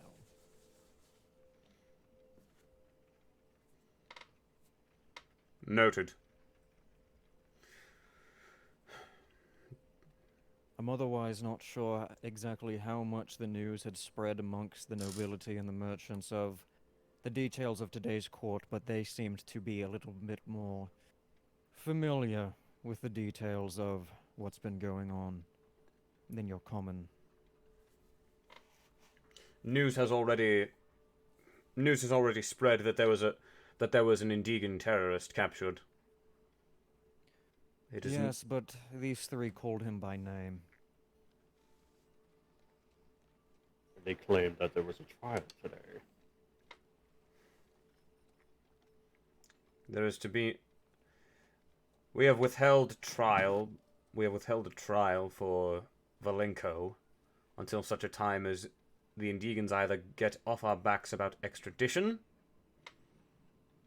or, of course, the latter option, which was the announcement of a convention of a steel concordat. That does beg the question, though, if they were mentioning the trial. What of the accomplices that were accompanying Valenko? Have they been dealt with? Due to their nature, they have requested anonymity. And Valenko agreed to bear the punishment for them all.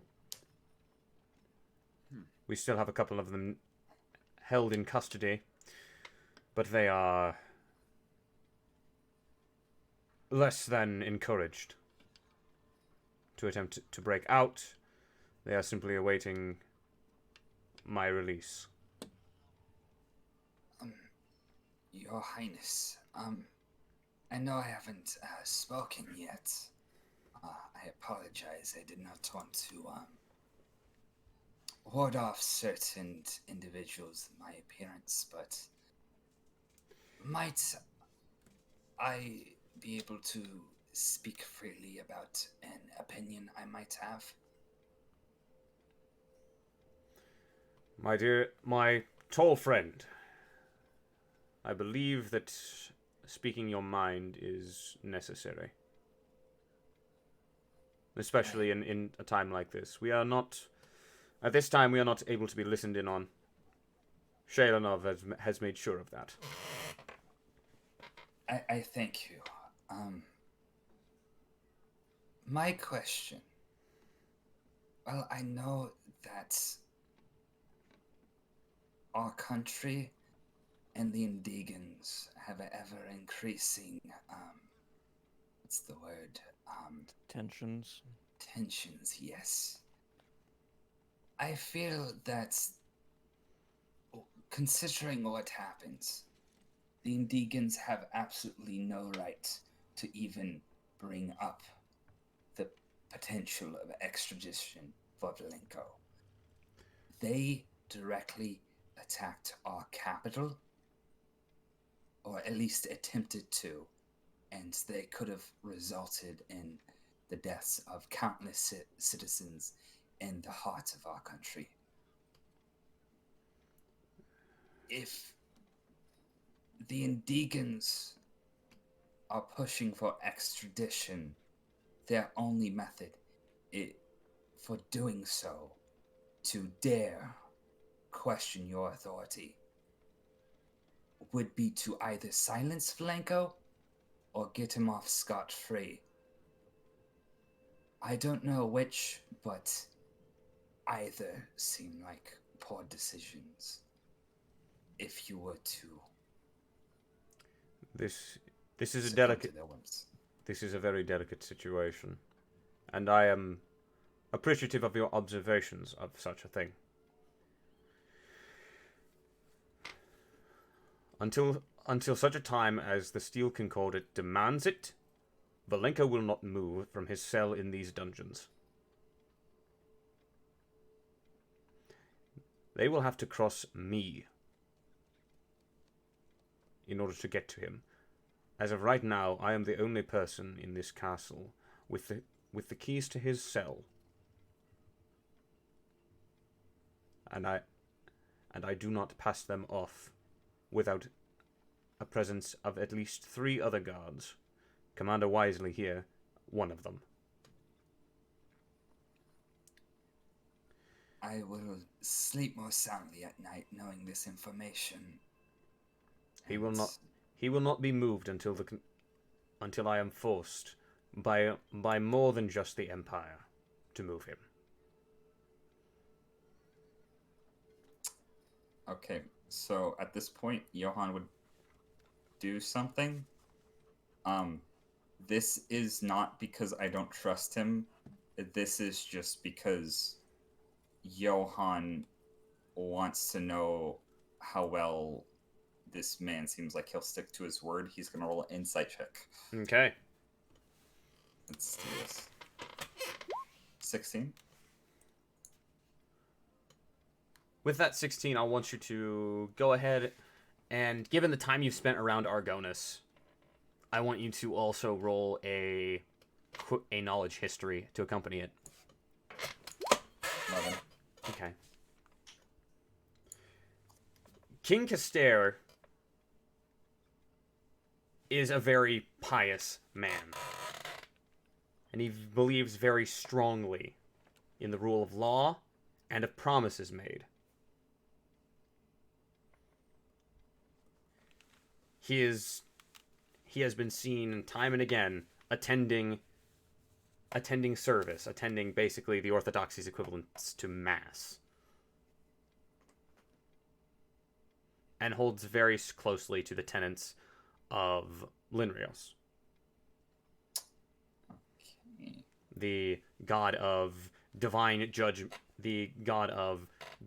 judgment, and also warfare. Okay. I thank you. You have humbled this Gnoll with my permission. I trust you'll make the right decision. And you and the lot of you have humbled me with your audience. I appreciate your compliance. I would have hated to have had to send guards after you, especially with what I've heard. We do not shy away from the name of duty, despite what our name might entail. You'll have to explain to me at a later date why you chose that name for your guild. But I believe, at least, that this is my one chance to give you a favor. At least to the extent that I can, beyond allowing you purchase of my lands. Approach Master Lancet for any construction needs you may need in the coming weeks. I will ensure that your service to the city is noted to him. I cannot guarantee you will be able to get whatever you want, but anything within reason. Consider that the boon for your assistance.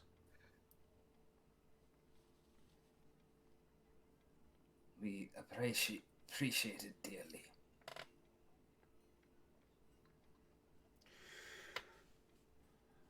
Now, to slightly less serious matters, there has been...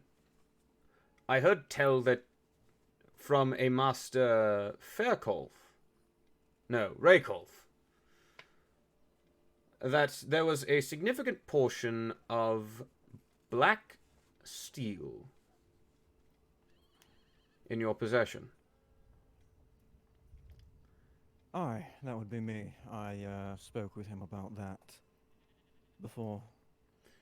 I will be the first to express interest in potentially obtaining some of this for my own personal armory. Aye, Rakehoff did mention some contracts you had taken up with him, and we had briefly discussed potentially working out that sort of a trade as part of the payment for my own commission that I have working with him. Good.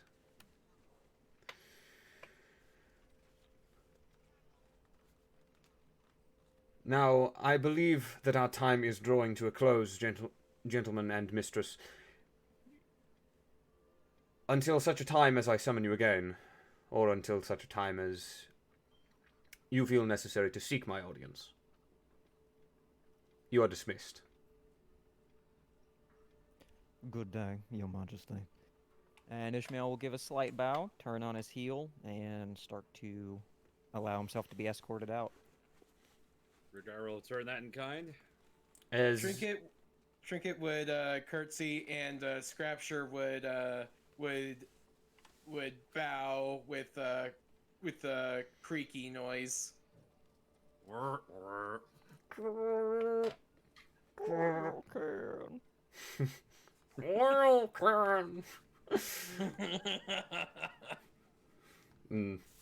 Johan would give a customary bow and be off. Varen would give kind of more of a Milton bow. He'll clench his fist, put it on his chest, and then he'll bow. Castellar will salute you in turn. Bring his right fist to his shoulder across his heart, and give you a nod. And you will turn and follow. As you guys walk out, like you're taking 6-7 steps away, and the sound of the world starts to return to you. Hearing your guys' footfalls, the man up in the balcony peeks over his shoulder and snaps his fingers again. And you see, you turn back and see Castair now speaking intently with Wisely. If I can see the man, I will just wave at him. He kind of cocks his head a little at you and just gives you a wink. I chuckle and continue on walking. I think I like that one. The king certainly owns his title, at least as far as I can tell.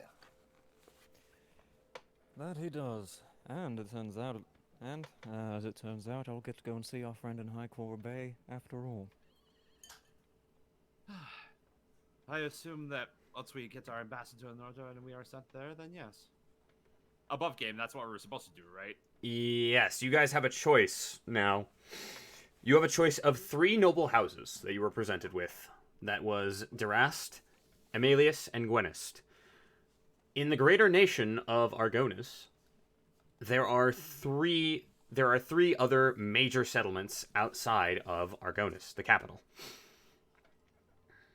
And I will actually pop over, and I'm going to show the chat a little bit of the fun times. The fun times? Yes. Let's go to layers. We're going to turn off military. We're going to turn off markers. And You actually mind if we break here? Yeah, I really need to use the restroom. This is a perfect time to take a break. Thank you, And guys. All right. I'm going to throw that up and take a break myself as well. All right, Alright. let's mute the track on the Audacity. Yes. BRB, everybody. Yes. Dot map. So how are we doing, chat? Are we enjoying the show? Those of us that are here. I know it's always fun to pal around with these lovely lads, and play the D&Ds.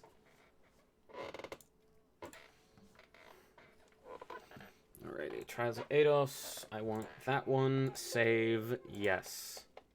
And then I want to load something else. Local disk.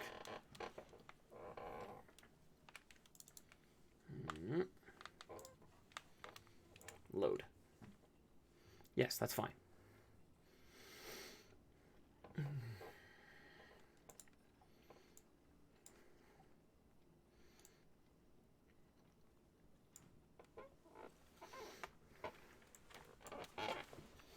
And I'm going to bring it over here. And I'm going to switch to display capture. And we're going to see... I don't want provinces turned on.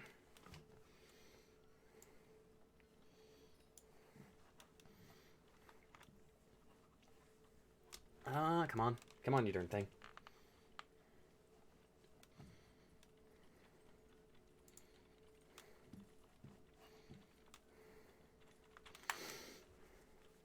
Alrighty, 1 second, guys. I am going to mute myself here.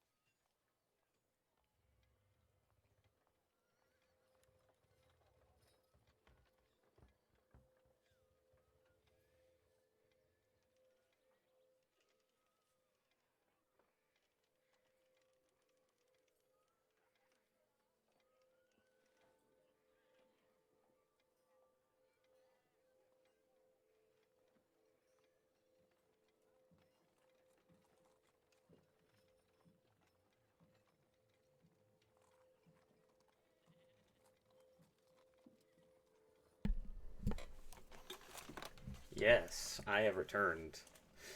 And we are taking a look here at some of the wider...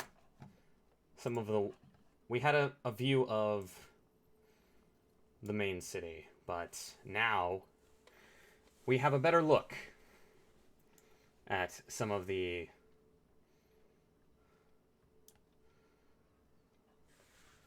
considering some of the history and locality of the nation, the greater nation states of this area. A little bit of history in here, possibly. You see some familiar names, I'm sure.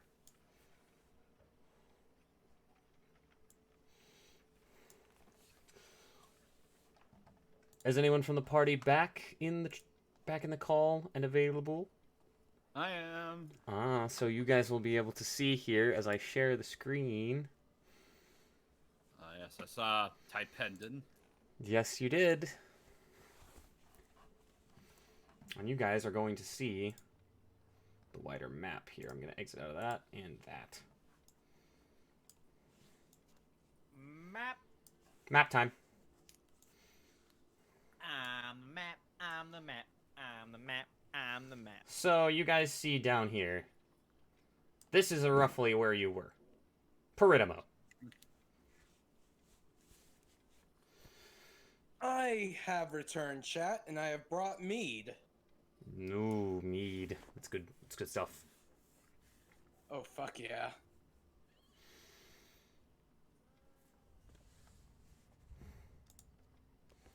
All right. So there's a handful of settlements. There's a couple major ones within the confines of the Free Kingdom of Argonis. Argonis, of course, being the capital and the greatest of these cities. They, however, are not the only ones. Argonis and the main body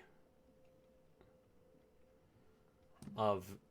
We're going to go ahead and turn on provinces so you can kind of see what's going on here. Argonis has a couple counties and provinces. There's Coluno County across the Royal Forested Reserve, and the city of Coluno that is ruled by the Durasti family. There are the three settlements ruled by House Gvenist, which is Trader's Landing, Tynes, and Larocos. And, of course, Gatesbridge and Iron Run, that is ruled by House Amelius. You have a choice of going to the largest of these settlements. Coluno, Trader's Landing, or back to Gatesbridge, where your adventures began. Each of these noble houses are going to influence how Argonis is represented in the Steel Concordat, and just what the outcome is going to be. You see, you guys aren't just playing D&D. You're playing D&D plus political And intrigue. politics. Yes. D&D wait. Well, I mean, D&D risk. you saw nothing. Saw what? Exactly. People in the chat might have seen it for a second, but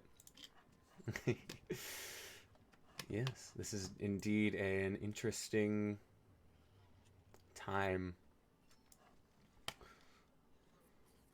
I'm leaning towards Amelius. However, I am hesitant because I remember that Salazar was negligent in watching over his charge. He got left behind by his family's retinue as they were leaving Gatesbridge for the capital. All right, I'm back. All right. I was no, that was Silver Shield. Never mind.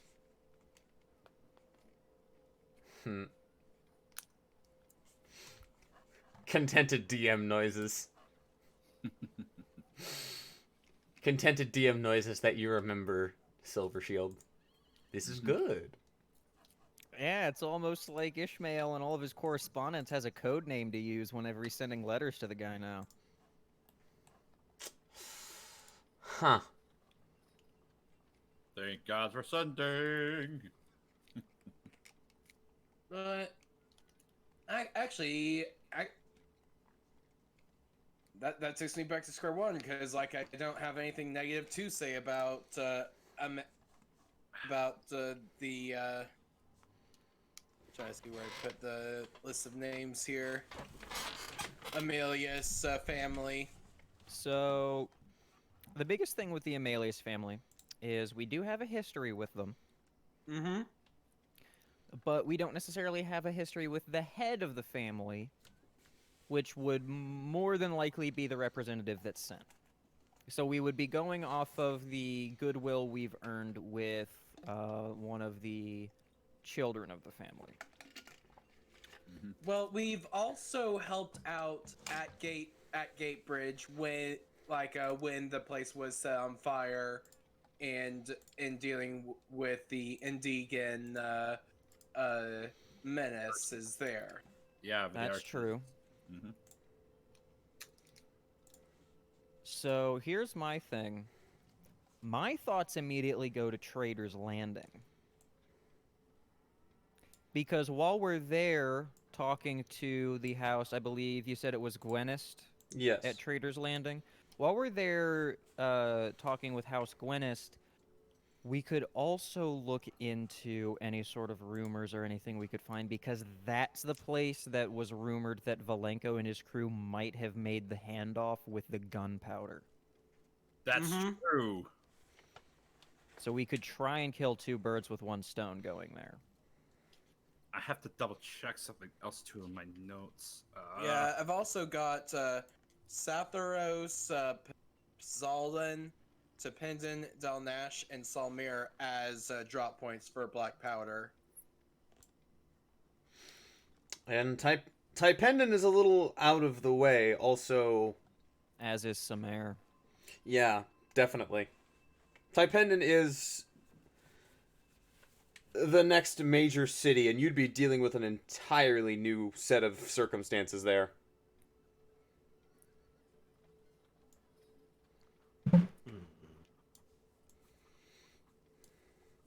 There's also Coluno up on the what's known as the Watchman's River that runs through Falzen. That has House Derasti's estate. Which Ishmael, knowing very little about the two houses that he hasn't really dealt with, the House Durasti honestly just doesn't really catch my attention too much. Mm-hmm. So unless someone else had any strong feelings. I mean, we haven't really had any feelings whatsoever that I would know of with Durasti, so Yeah, exactly.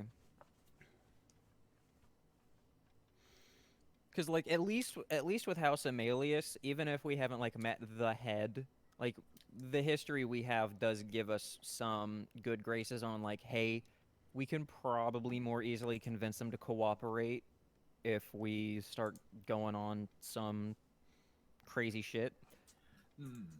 I just realized another point for going for Trader's Landing too. Above game, I've got a hunch that we're also told about the Opal Wind. You know, Valenko's ship possibly being taken upriver.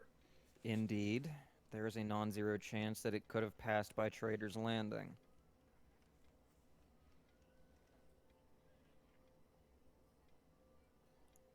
So we could potentially investigate up there too to see if, you you find the ship. That would also be another big boon that we could pick up as well. also before we headed anywhere, we should probably go stop and talk to Enrique. Yes, that is likely going to be the case. I concur. That's a good idea. We can see what Enrique has to say about the three houses individually. And see if he has made any new delicacies or has even improved the ones that he has made. Like the last thing we had, I believe it was called pizzazz? Hmm. Well, I was more interested in the fact that I asked him to look into talking to some old buds of his concerning the Black Powder. Mm-hmm. That's that.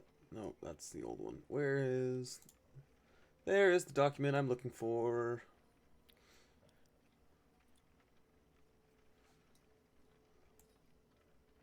So where's it going to pop up is the next question. Oh, that's the political codex I was looking for. God damn it. Beans.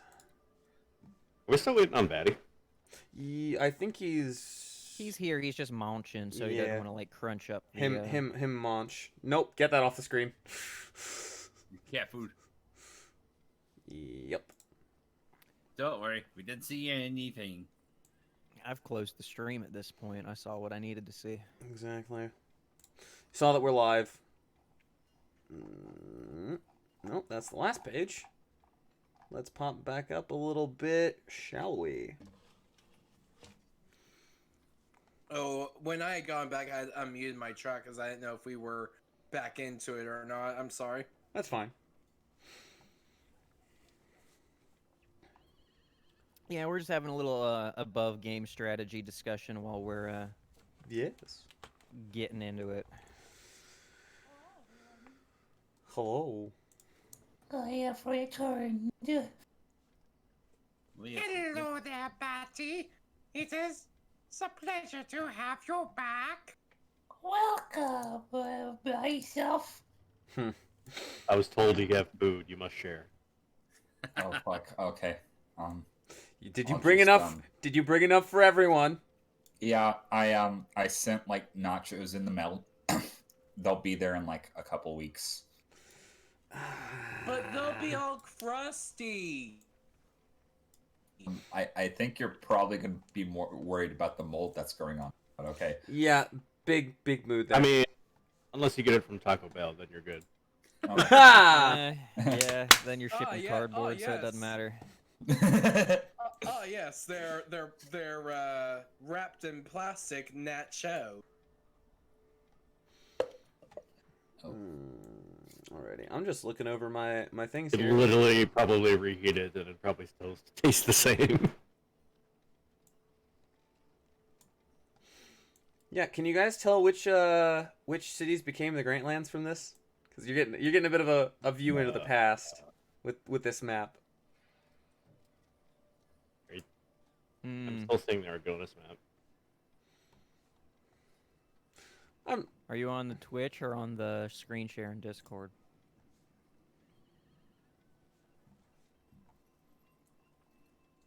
I don't know. I don't have. Oh, it's on the screen share. Yeah, it was on the screen share. Your glimpse into the past. Zoom. Gotta get Neat. back to the past, Samurai Jack. I don't think you guys will ever be headed that way, but this is... I showed what I need to. But yeah, those are the... We did go over, Batty, the 3 major settlements and the 3 major noble houses of Argonis. Nice. And this would be information that's available to you through almost any means. Okay. Like asking somebody off the street, hey, who's the owner of Trader's Landing? Who's the Lords of Coluno? Who's the Lords of Gatesbridge? What family?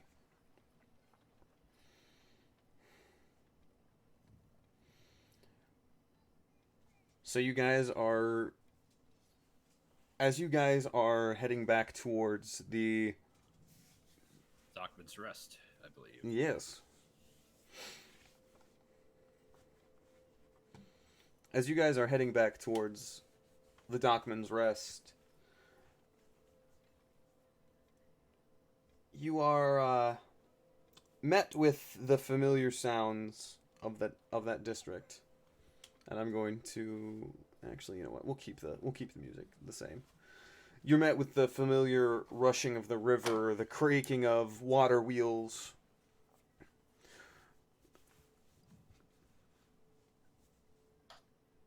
Not to mention the the smoke in the air from the nearby forges, the smoke from fires of other kinds as some residents are cooking lunches or any numerous things. As you guys arrive at the Dockman's Rest Tavern, it's just after probably 3-4 o'clock at the latest. The audience with for brevity's sake, we'll say that you have your weapons returned to you. Yep. And all the rest.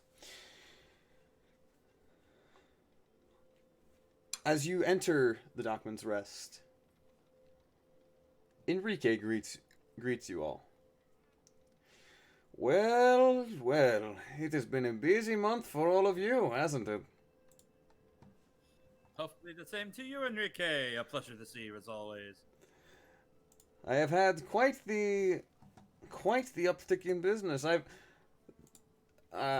When you get to tell people that when you tell people that there's that you've served some famous adventurers and that they enjoyed your food, word gets around. Speaking of which, another pizza. Oh, of course. Of course. But yes, it's quite surreal that, in a matter of a month we've been, just from zeros to heroes, more or less. Am I right? Rugar just kind of puts his hand behind his head. Ruka, that is not true. He's gonna put a hand on your shoulder. You've always been a hero. I was about to say that I've always been a hero, but I guess, Ruga, you probably have done some cool stuff too before you joined us. Well, I did deal with bandits beforehand, but that was just a one-time gig for my monastery. But yeah. Yeah, but you stopped those bandits from hurting anybody else. Indubitably. How many bandits would you say? Oh, there was about 4 or 5 highwaymen that were.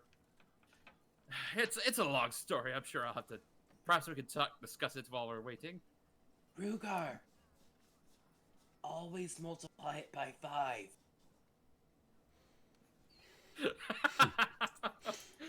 Are you actually trying to whisper that, or is that a stage whisper? I am actually whispering that to Rugar. Roll a stealth check. Or, well, I thought that was like a stage whisper above game. Listen, friends, as I regale the tale of how I defeated 20 bandits.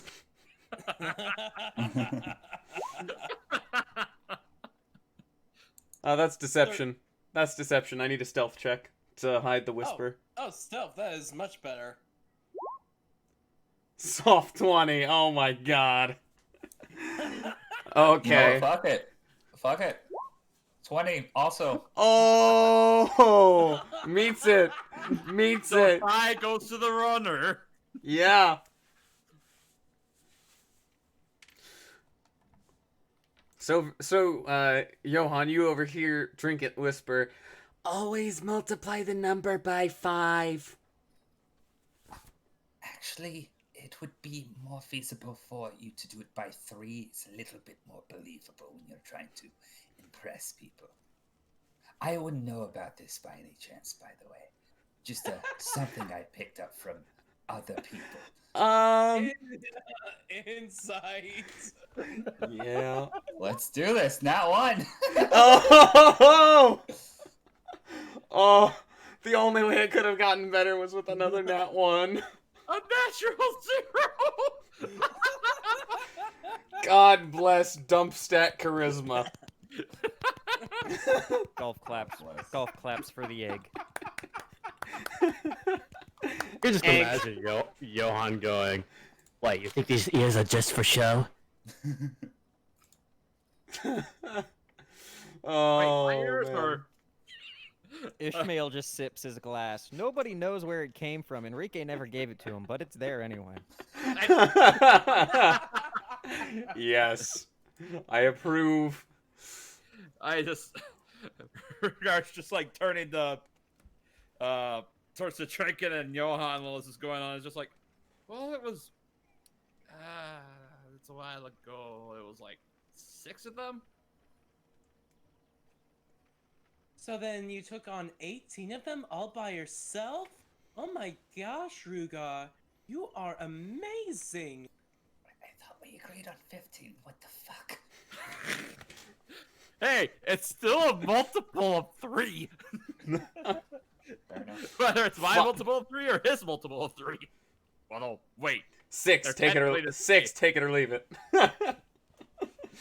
I think I misdid the math. Hold on. I just imagine Johan just trying to count on his paw, like 1, 2, 3, 4. Wait, does that count as a toe or? No, I lost my place.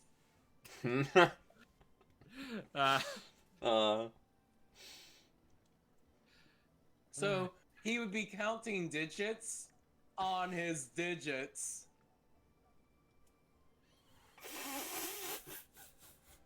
That's getting the counter for that. We're adding to the counter for that. Ding. I don't get it. Oh. And every time it's gonna say that. Lies and slander! Every time the chat says Jake has committed 38 crimes against comedy. Lies and slander! Oh, we have fun here with the Dealbreakers. Yeah, it's Yeah. been too long since we had just a chill. After that whole last arc with Perinomo, I'm just glad we can kind of have this BSing kind of a session. Oh yeah, for sure. Some nice wind down time. Oh yeah. Wind After down. It's funny because we're in a tavern. Ding. bum bum bum ba-da-da-dum ba-da-da-da-dum ba-dum ba-dum, and I will stop because I don't want to get muted. That just didn't counter have has gone up so much more since you have invited me onto. Oh, Your- absolutely. Yeah, You I'd say probably like 70% of those are Cryptic's fault. Yeah, yeah, we'll agree on that. 70%. Let's see, what else do we gotta do? I'm assuming you guys find a table and sit down. Yeah. Mm-hmm. Oh, you already ordered a drink there, Ishmael. Oh, Well, you're having. don't know. As you You slowly start to see the head tilt, like, Oh, where'd my drink go? and you see an elvish woman, like, who has been talking to one of her friends, reach down for a drink, look and see that it's not there. Huh? How in the world? And she's just scanning the room. I think she's had too much. Must be. no, in this case, she hasn't had enough because her drink's missing. All right, that's weird. I think I've had too much. Leith, I'm going to bed. It's only 4 o'clock. How can you go to bed this early? I've had too much to drink. Enrique brings you guys back out a massive pizza. It doesn't look quite exactly like the one you guys had beforehand. It's got sprinklings of tomato, yes, but it's not crushed. It's not like a tomato sauce. Do you guys bite into it? Oh yeah, actually, Oh, yes. yeah, he'll. bite into it. Sitting before you Heartily. is probably a 16-inch big around pizza, right? Mhm. It looks like it's got a little bit of. It's got really light cheese, but it's the sauce, as I said, was not tomato. It was. It looks white. Mm. There seems to be chopped up chunks of chicken, broccoli, mushrooms, and tomato sprinkled across the top of this pizza with bits of mozzarella cheese just sinking down into the sauce.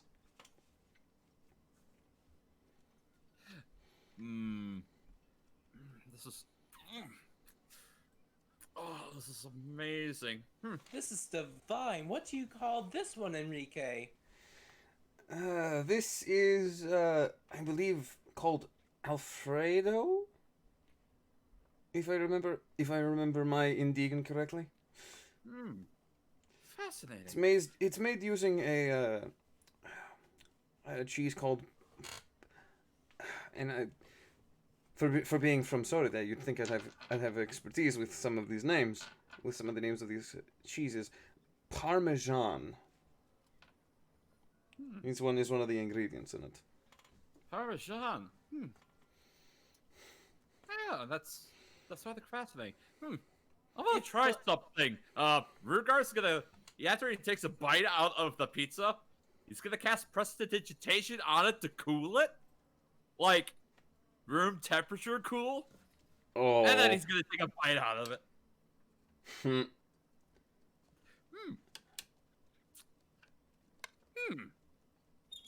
Interesting. Then he'll cast prestidigitation on it again. They'll warm it back up, and then take another bite for comparison. I think I like this better chilled. And then he just casts prestidigitation on it to cool it down again. Ooh, Rugar, do mine. You want it warmer or colder? Let's try colder. Sure. He'll cast prestidigitation on it to cool it. Cold pizza, boys! Oh, of course. Man, with food like this, I can't believe Valinka would ever leave Deegan.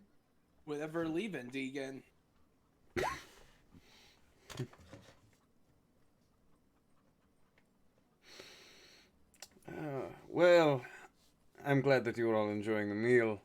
It's been. Do you mind if I sit down with you? We're not quite to the dinner rush. We'd be Sure. dishonored if you didn't. Also, we did have some business to discuss with you as well, apparently. And of course, I'm working, aren't I? I can always talk business. It's business of another sort, this is more. Ishmael, if you would. Indeed. So, how much do you know about the governing noble houses for the settlements outside of Argonos? Oh, we are talking business. Business, indeed. Okay. And he is going to nod up to the bartender, standing there. She you see a half orc lady tending the bar with a singular braid of jet black hair.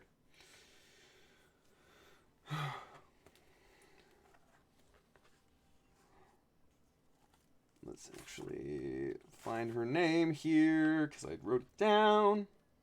Olga. No.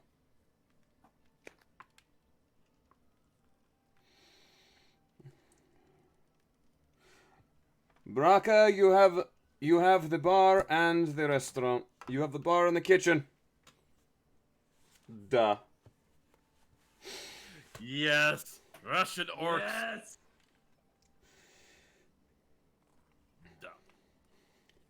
And he pulls up a chair from another table that is currently unoccupied. So the noble houses might have attracted the attention of employers outside of our usual pay grade. outside of your usual pay grade. That makes sense. You move on from merchants to the merchant houses. Are you looking to seek work with them, or what's No, going our on? employer has us seeking them out to decide which one of them is going to be a ample representative for some international business. Wait. Who is your employer? You live in his city. The pious king. Wait, you mean you've actually been hired by the king? Ishmael just kind of puts his finger against his lips, just like mum's the word. Understandable. Don't worry, during our first encounter, we only slightly embarrassed ourselves. Staring at Ruger. Ruger. I'm gonna see if he notices that. So, seeing Nope, how he doesn't. seeing how we only have quite limited experience with the various members of the noble houses, we've only really had run-ins with the young Salazar Amelius. We figured it may be worth chatting up someone who has been around the town a little bit more and might have some information that could help us come to a decision.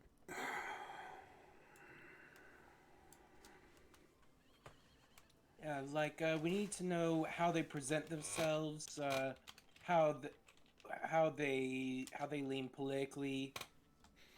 Anything else, Ishmael? No, that's pretty much it. Alright, what do I know? I've been to Trader's Landing and I've been to Gates Bridge. Town to the north, I forget its name offhand here. Coluno? Coluno is quite the distance, quite the trek overland. You almost have to cross through Taipendan's territory to get to it. It's been a source of unfortunate woe for traders who try to cross through the wilderness. It's contested as to whether or not the land truly belongs to Argonas or Taipendan in some points, but that's all of that aside. House Derasti. I know quite a bit on them by hearsay. Very little of it good. The Derasti family, specifically the patriarch, Sendus is his name, is not exactly well liked by the people.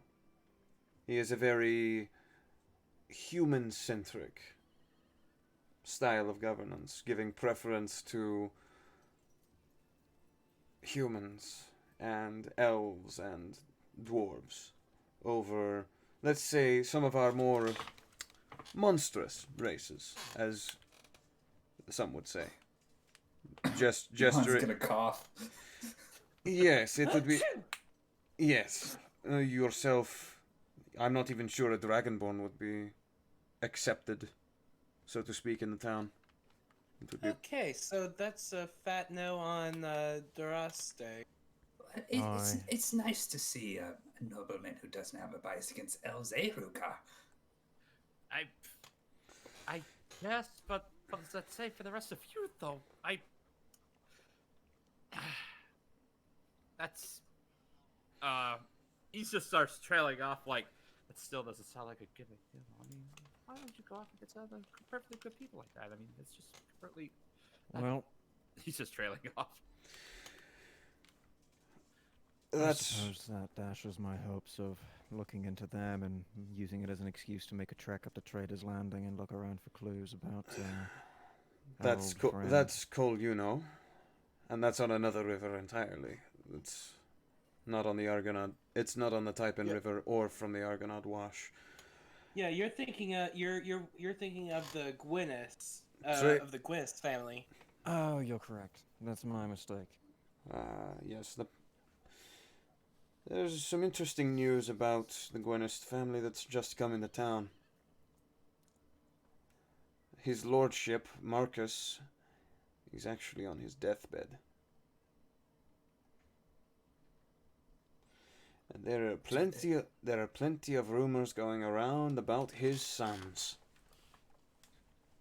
Such as. Well,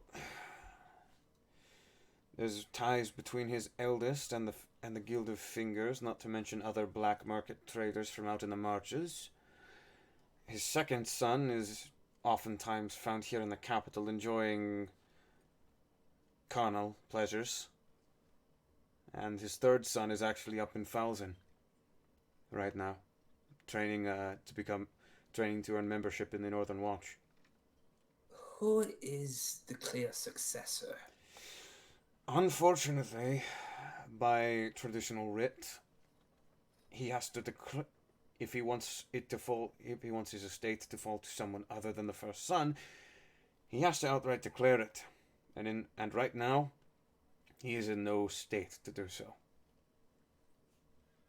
So we've got a womanizer, a thief, and an aspiring soldier, and we'll be stuck with the thief.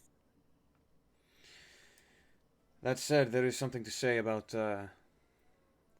Alton's cunning.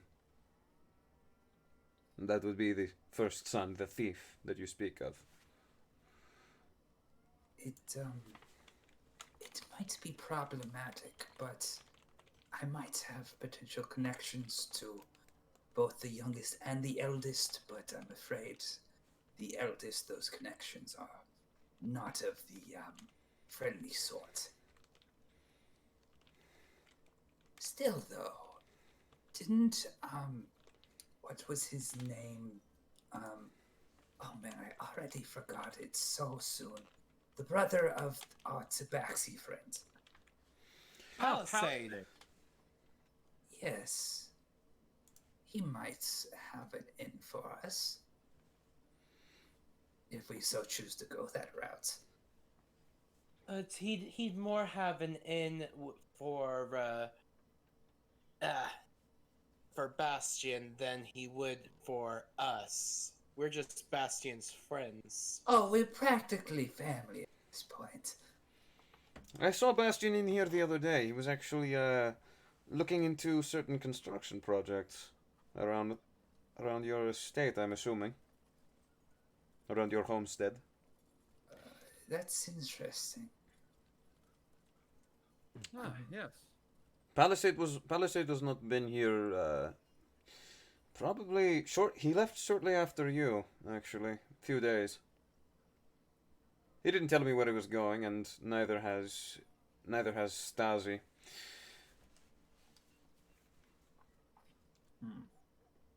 What can you... Stasi's been in touch, believe me. I've had more than a fun time with him. Oh, It's a fun time. What can you tell us of the Amelius family?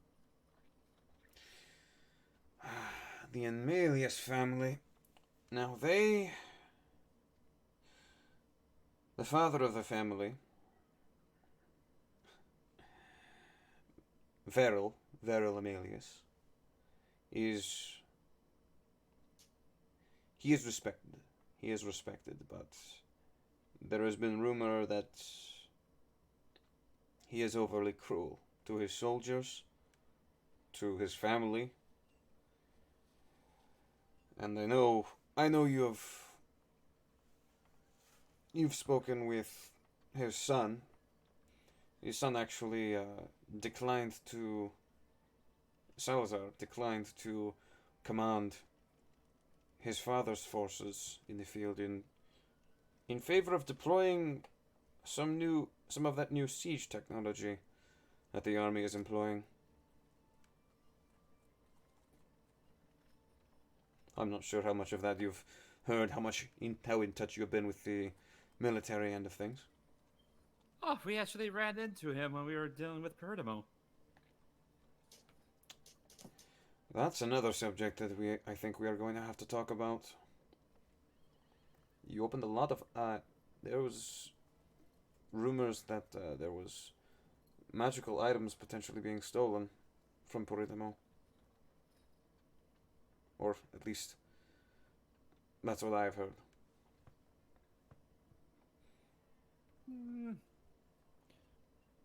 We were protecting a collegiate caravan, so Mm.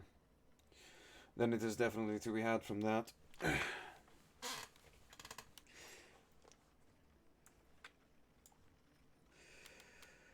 As for anything else of note, Salazar is Varol's only son, only child, in fact.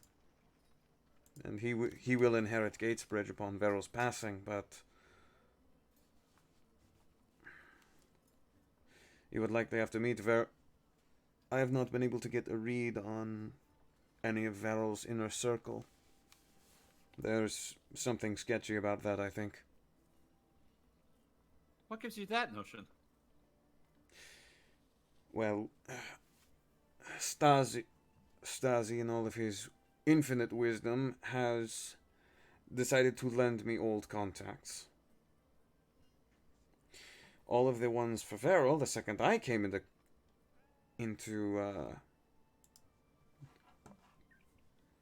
once I came into that, there was a strange silence from Gatesbridge. I don't know what Amelius is I'm not sure what Amelius hides or what he wants to hide. But I have not had eyes in Gatesbridge in probably 2 months.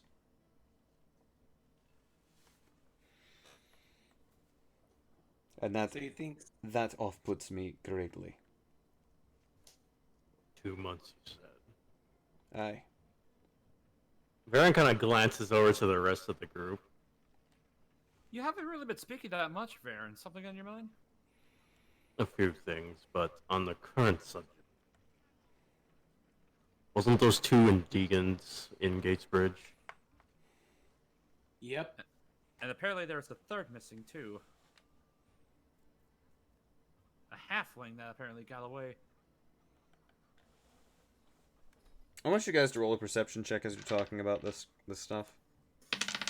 Oh boy. gladly. Oh boy. Oh, never here I mind. go. 16. Not one. 8. 14. There was 14. only one way you guys got to see this. You guys don't notice, but sitting back somehow out of nowhere, you just hear a loud slurp out of a drink. Well, hello. We talking here? It's Shailenov.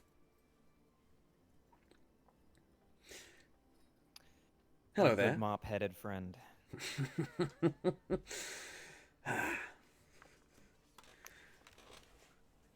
Well, have you brought some news or News. More. serpentine bodies to drop at our doorstep? Well, unfortunately, no. Neither. At least, not new news, so to speak.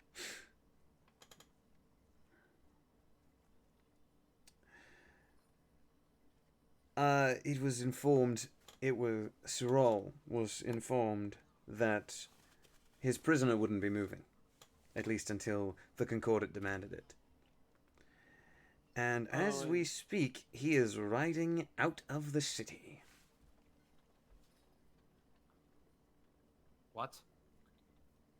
The Indigan ambassador has left the city. Oh.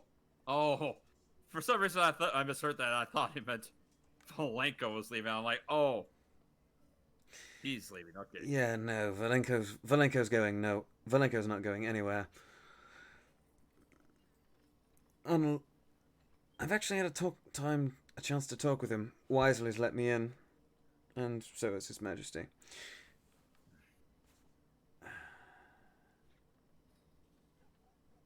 It's been a month in prison for him, and it has been a month where he's still not willing to give up who hired him specifically. He's afraid of them. whoever they were.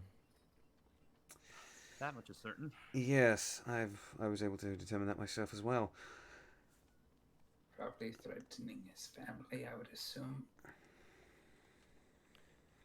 Exactly.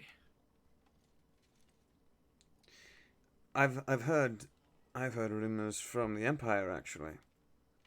You speak of news. Apparently, and this is of course just for those of you that are interested. The Empire has had an interesting materials shortfall. It would seem that they have had to stop their production of certain ships back in the capital. Ships much akin to the Opal Wind. I know this is entirely off subject as to what you gentlemen were talking about, considering what you were talking about the noble houses. But I figured Enrique here might enjoy a tidbit of knowledge. Usually these kind of drops come in other ways, Shaylinov. I know, but I couldn't help but listen in. Anyway, I'll leave you all to it. There's other matters there's other people I have to inform about goings on.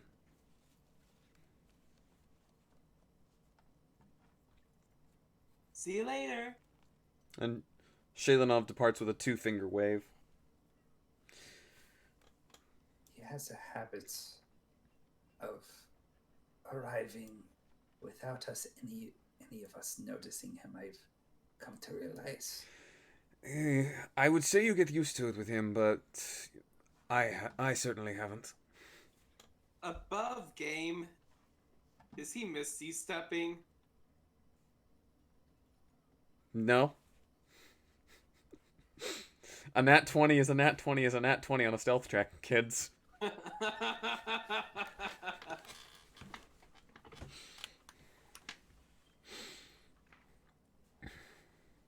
Anyway. So,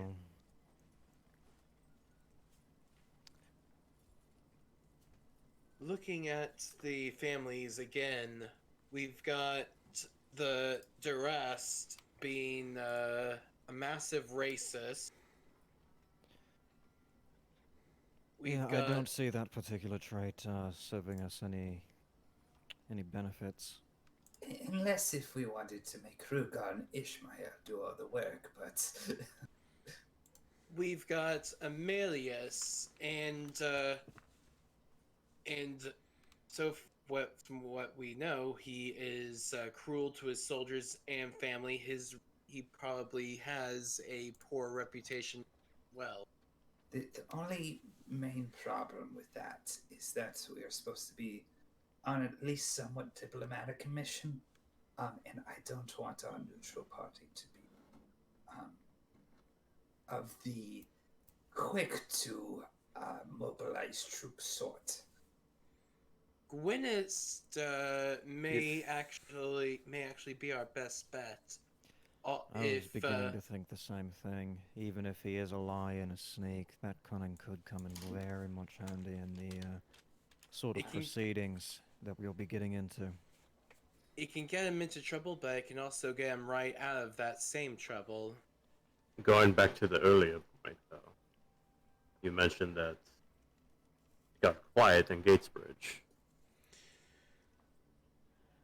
The only thing that could be unfortunate is I know he has ties to the guild, and although it be very unlikely, I have made somewhat of a reputation with them. But I suppose we could cross that bridge when we come to it. As for the silence in Gatesbridge, I can't help but wonder why that would be. Despite the fact that, it's... I mean, Gatesbridge is pretty busy. I mean, the River Guard are currently engaged with Perimeter, trying to help secure that, and then... wait. But they've been quiet for a month. These are Rather these are just my sources For within 2 months. Gatesbridge Keep. This isn't necessarily saying that there aren't guild members in the town, but I haven't heard word from my contact in the keep in those 2 months. rather curious that the Indigans that were fleeing from there, possibly to provoke the proverbial bear, as it were. That's one also to- actually a good point. The one too quick to mobilize troops, you said?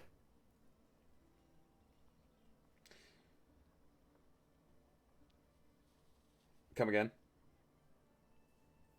Basically, Varen's just trying to get his point across that the Indigans that supposedly, started the fire in the town of the Lord, who likes to have a trigger finger.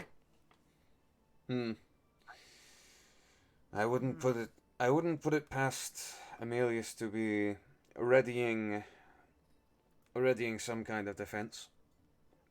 His city will, in any invasion where Koribay falls, Gatebridge is the first major town that they will come across, and it will have to be ready for anything. Bringing him along would cast doubts on Argonas's neutrality on the situation. Argonis isn't a neutral party in this, if what I'm hearing is correct. That's We were the party that was this country. We were the party that Right. was wronged. You are simply picking representation for the party that was wronged, not for the necessarily plaintiff. for the Yes, for you're the right. arbiter. I was looking at this from the wrong angle. It's while we definitely are the one who has been wronged. I think the king is trying to keep this as neutral as possible while us not backing down from our current position. So We're trying to stand firm, but not yes, push too aggressively. which, Milius might work both in favor of a cause or against it. Don't know necessarily if he himself will push too far. This is a delicate political game that we've gotten ourselves wrapped into.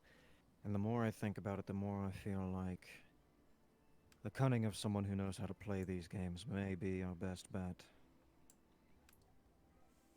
I'm with you there, Shell.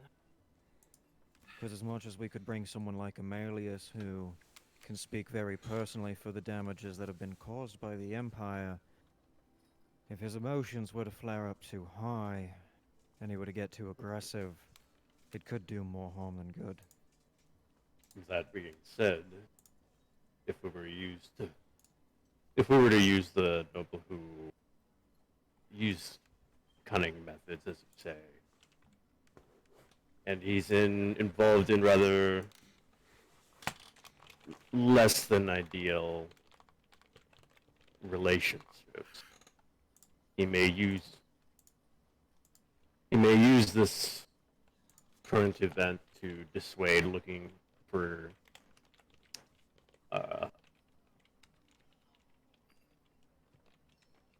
basically convince Argonis to look the other way,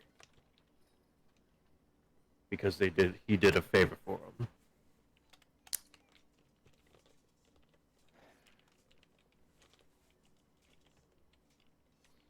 Above game, if that was poorly described, he's basically saying he would use this as a favor to have Argonis turn a blind eye to illegal dealings that he's tied to, apparently. Okay.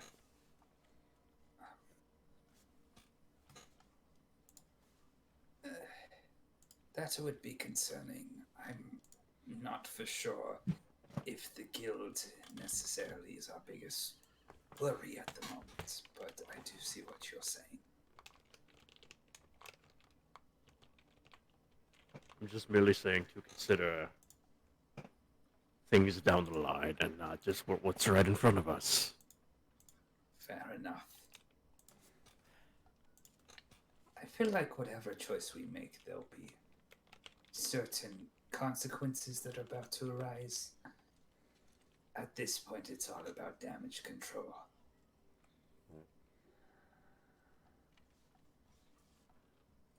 I feel like Alton's dealings are trivial compared to what as to the faux pas that that Sanders would cause, or Virol. Maybe take this into consideration. What's the time limit on this current mission? Within the next couple of weeks, it sounds like a buff game. You were given. I'll give you this one for free. You were given 2 weeks to find a suitable representative. Do you think we could probably, say, interview this potential successor thief and try to probe him for information, not specifically telling him at first the job that we are requesting of him? And if things seem shady, do you think we'll have enough time to maybe switch things up and turn tail to Amelius? Which city is Glenist again? Gwenist is in charge of Trader's Landing. How much of a trek is that? It's probably 2 days out either way. 2 days to Gatesbridge, 2 or 3 days to Trader's Landing. And then how many days travel is Gatesbridge? From Trader's Landing, probably 5. So I've also got one of my patented, absolutely batshit insane ideas. Those I like those tend to work out a lot for us. As I've been gaining strength along our adventures and my arcane abilities have been developing, I do believe I've developed the ability to delve in and detect a person's thoughts. Assuming that the Lord Gwynist is conscious, I could always ask him who his successor is going to be. He doesn't have to say it, all he has to do is think it for me. At which point it's just a matter of convincing everyone that I'm not crazy. I doubt that would go well. Exactly, that's why it's a batshit insane idea. That could be a potential trump card. From my experience, most nobles are very cutthroat.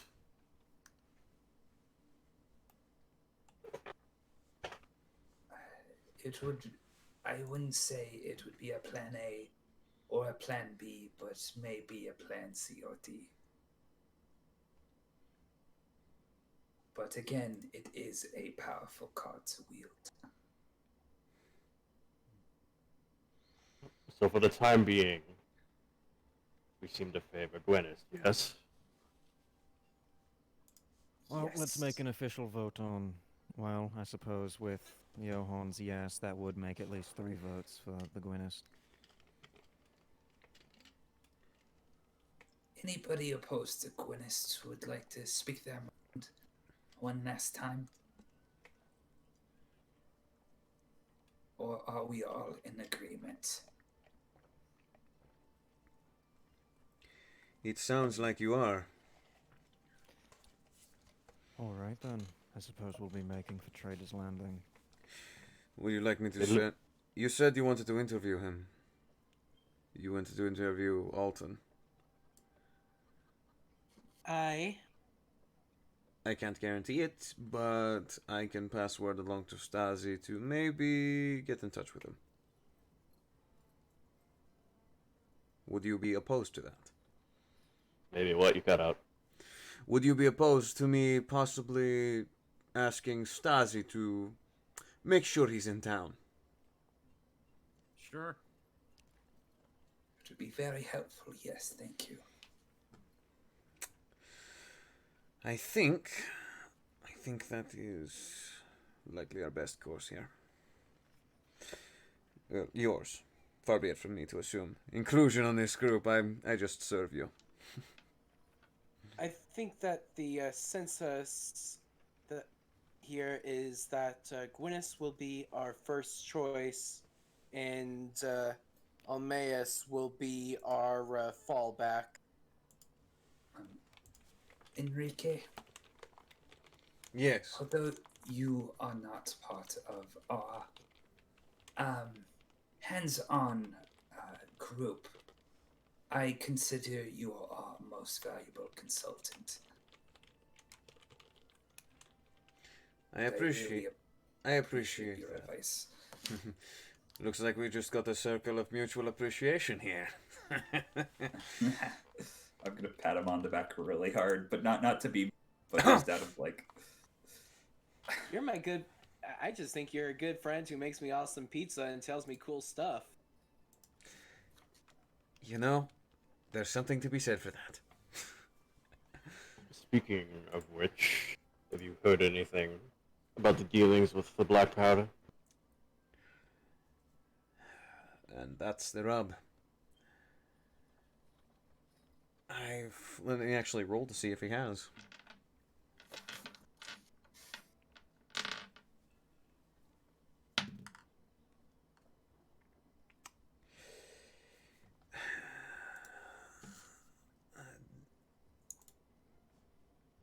Does the name Minori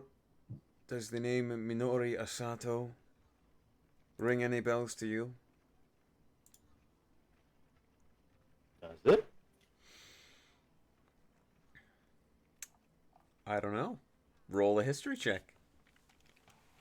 I'd say probably with advantage because of certain things that you have in your possession, like certain letters, maybe.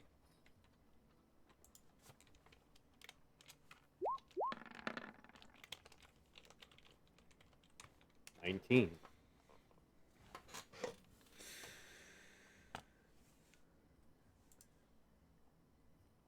The name Minori Asato, the family name Asato rings a bell for you. A certain abusive prick had that name.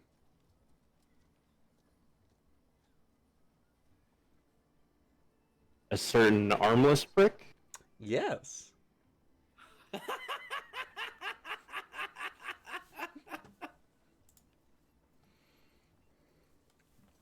You're gonna see Varen, like, clench his fist very hard.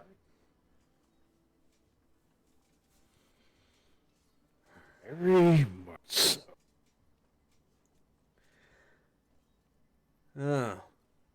Well, the name doesn't mean well, the name doesn't mean shit to me though. I'd imagine that the reaction that it garners out of you, you've had history.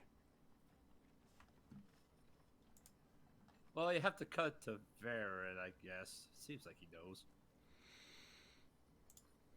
He's at this point he is speaking to Varen.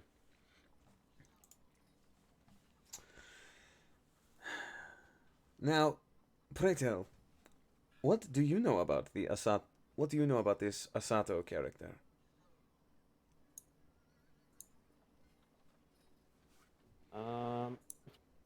Hold on a sec. I'm actually gonna see if I can find that letter.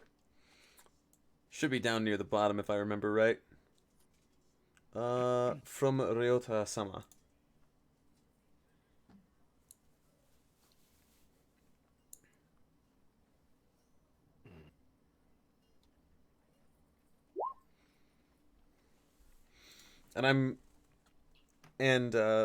For the sake of your sanity, the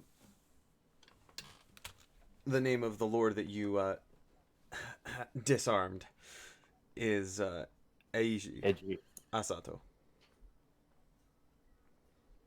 And what did you say the other guy's name was? The name that Enrique told you was Minori Asato.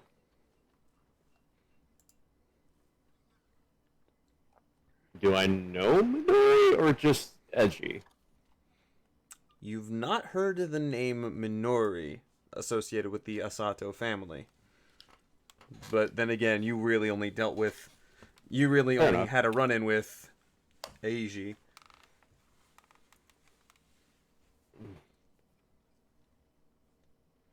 Minori I'm not familiar with, but Asato, that family, I am very familiar.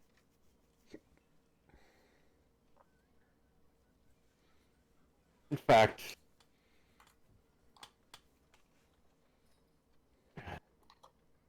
Asato was the reason I was exiled. Oh. This is interesting.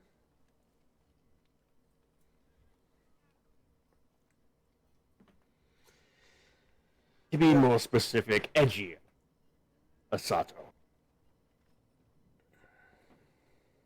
That is another name. I believe he was referred to be the man's father. Sorry, dog's barking. It's all Do good. you think the son would hold a grudge for his father? It's tenured culture. It is tenured culture, man. I wouldn't put it past them, but I think Varen could likely speak to the severity of blood feuds over there. Or the potential severity of them.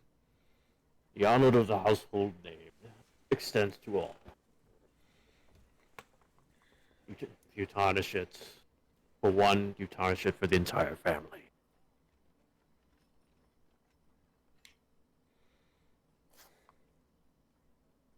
So Brings a whole new meaning.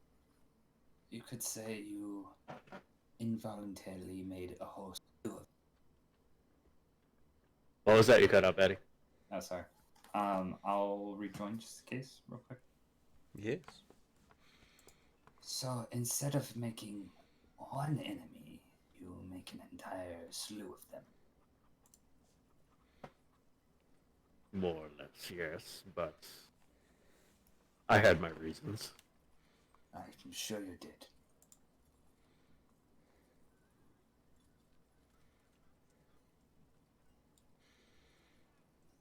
So, where did you pick up this name of Minori?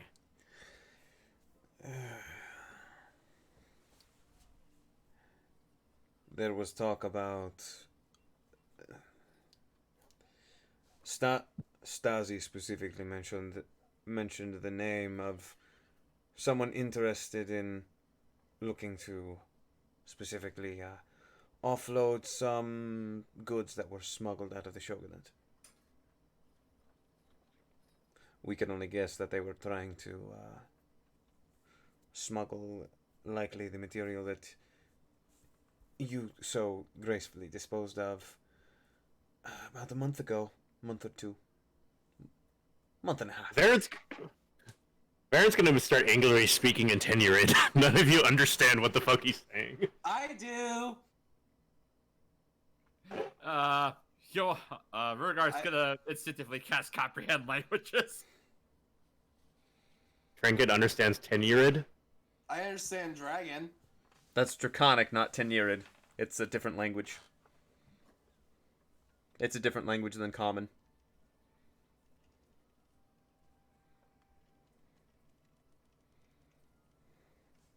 And Rugar, if you do cast comprehend languages, then you're basically just gonna hear Baron cussing out somebody in particular very graphically. Something, something, something, dishonor on your mother, your father, your cow, your family. Something, something, cut your head off, blah, blah, blah. Sure. Oh, that's a... Rugar just kind of bites his lip at that upon hearing this tirade. Enrique has visibly reeled from this.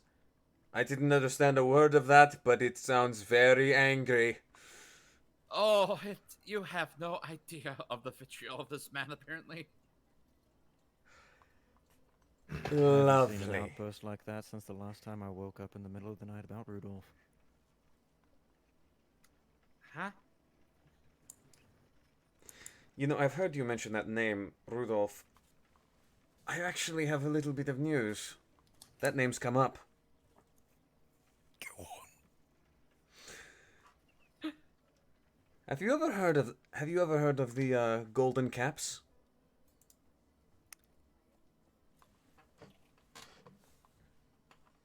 What is that, like a sailing company? Well, particularly it is a sailing company that raids Scand and Dalmatian and Falzian ships, and even a couple Imperial ships, without reproach and without fear.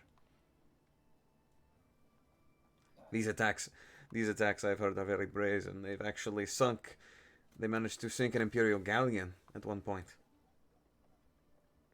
You have to be crazy to raid Scand or Imperial ships. Oh, you'd have to be a Scand. That too. The Golden Caps are actually, I hear tell that a certain Rudolph is identified by a cap of gold over where his left hand used to be. I don't think you would know anything about that, would you? However he lost that hand, I didn't do it to him.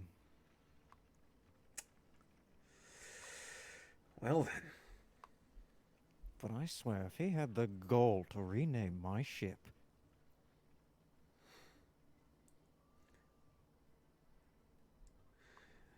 I hear that's the band, not necessarily the name of the ship. The name of the ship is never given. It's just the Golden Cap Pirates. Look, on the bright side, if we do encounter him, and he did steal your ship, he has another hand that is ripe for the picking.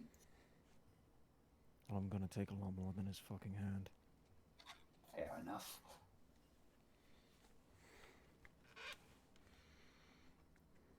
I just like to imagine that whole time while this conversation's going, Varen's just kind of going off, cursing and swearing and just being angry as all heck, and Rugar's just trying his best to calm him down. Yeah, I can imagine that. Canon. Well, it's good to know that at least he's run amok of a few other people that have left hopefully as much of a scar as I did. I just got a good one on his chest. Hmm. And he took half of my liver. Oh, that's right. You did say that he, Actually, I don't think you have. You didn't say why you hated this man. At least not to me. Well, he ran me through with a spear, threw me overboard of my own ship, and made off with it. That's certainly a reason to hate a man. That's a short version of the story.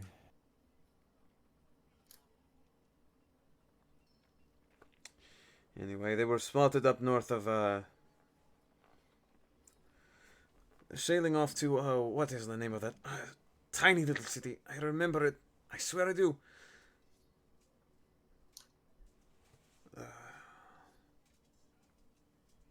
Secuopolis? Old Caribbean name. Well, whatever the case may be and wherever his sails may lead, I know I'll cross paths with him again. I'm gonna take his fucking head and my ship back. Sounds like you deserve it. You deserve both the head and the ship. I'm the rightful goddamned captain of the Raven's flight. You bet your ass that I do. Hmm. I heard about that I've heard about that ship. Used to be a small-time band of raiders. And you were the captain. I would hardly call us raiders. We were small-time dock workers most of the time, just living on the seas, being a bunch of dumb, stupid young men. Sure, we may have taken a few things from a few people, but it usually wasn't from anyone that anyone would be... Not anyone would be damned to, pay attention if they lost some of their ill-gotten gains. Hmm.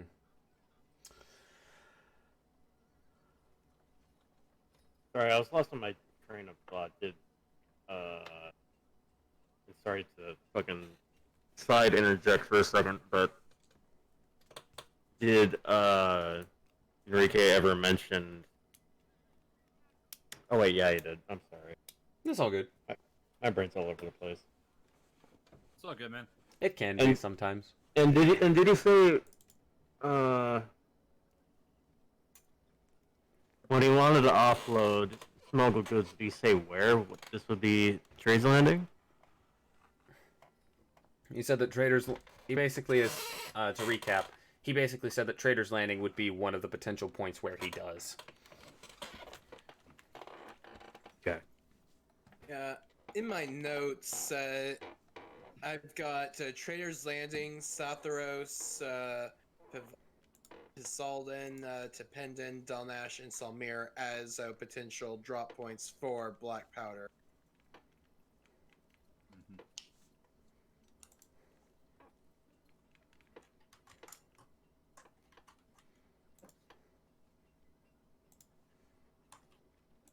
Alright. So you guys have anything else for Enrique? I don't think so. Nope. Anyway, story time's over. I best get back to the kitchen. Lord knows she's going to kill me for making her run both. I will be around, gentlemen. Thank you, Enrique. Least I can do for personal friends. Enrique, Yes. when I say I do think of you as part of our little dastardly crew, I mean it. Please don't be stubborn about this. And Johann is going to actually give him 100 gold.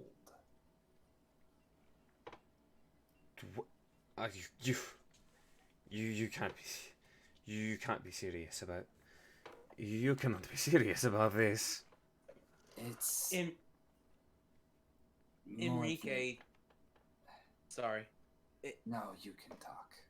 Enrique, take it. I have never seen this man give more than a single gold when he hasn't had to. Take it. Think of it like this. This is part of Lenko's reward money. Without you, we wouldn't have gone anywhere near to capturing him. I guess if you view it like that, who am I to turn down the graces of someone who thinks I've earned it? Thank you. Look forward to, I think you can forget about your bill tonight as well.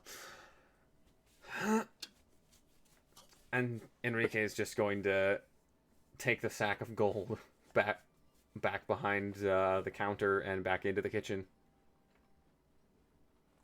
As he walks away, Varen just kind of passively says, "Might need to buy a new table anyway. I'm still debating on whether smashing this one." Varen, I understand your concerns, but I don't believe that Enrique's table is the best means to vet that frustration.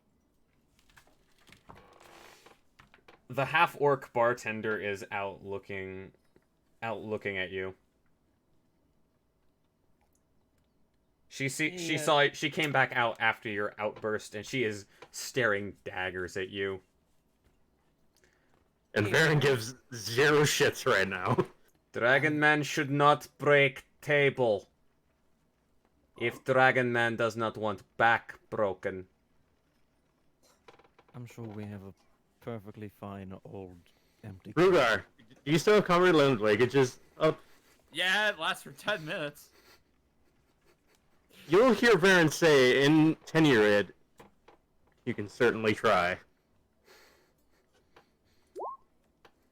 Hey, Varen.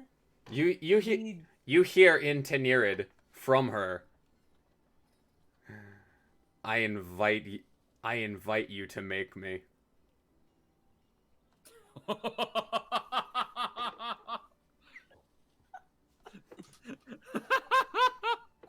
Johan, like, staring, or standing in between two, like, tines about to clash. Do you even have any idea what they're saying, though? I don't at all. But he can feel the menacing aura. Yes. Just all the G. Oh, that's interesting. What other language do you speak? Johan is going to say in Abyssal. Brock is going to speak back to you in Abyssal. A woman must always keep her secrets. Oh, that's so cool! Oh, sorry, I got excited for a second. I'll say it for all. Ooh, I want to try. I want to try. The exuberance of a child, with the brain of one too, likely. She says in Infernal. God damn it. Are you fucking kidding me? I'm going. She is going to petulantly stick her tongue out at her. Brock is going to reciprocate. She's gonna stick her tongue out at you. She is going to hold her gaze for a second. Then she's going to smile and nod. Varen, if you want to smash wood, we've got some logs out back that you can work on your anger. Do something productive.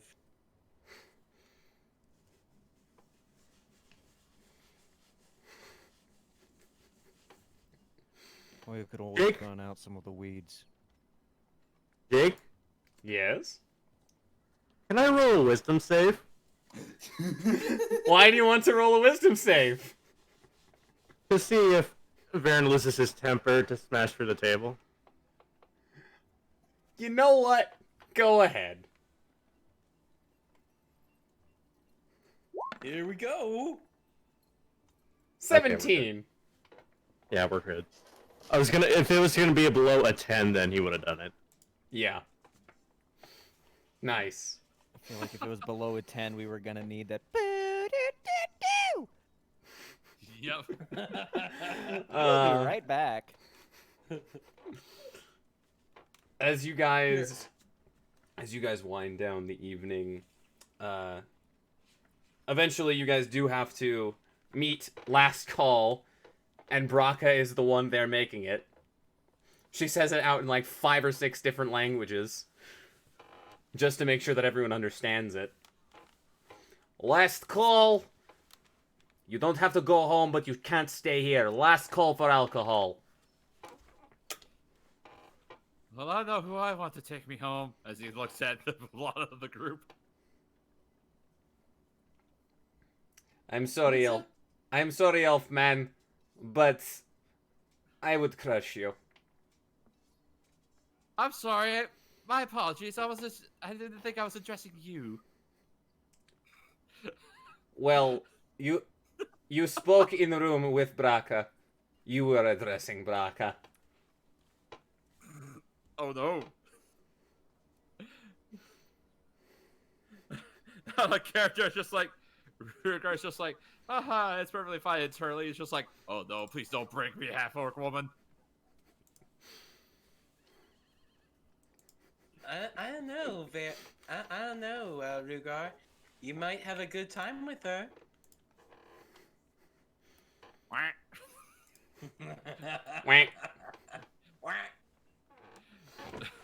I better take these two away from the premises before some actual problem occurs. Bah.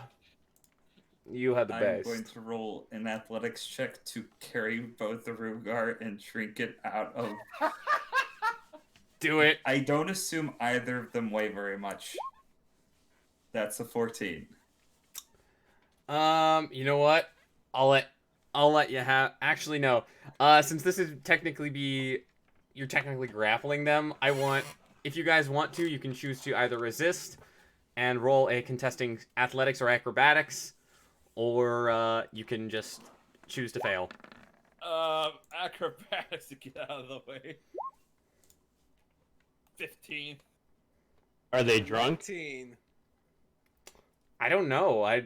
They didn't say they ordered alcohol, but Yeah, Rickard wouldn't have ordered alcohol. He wasn't in the mood tonight.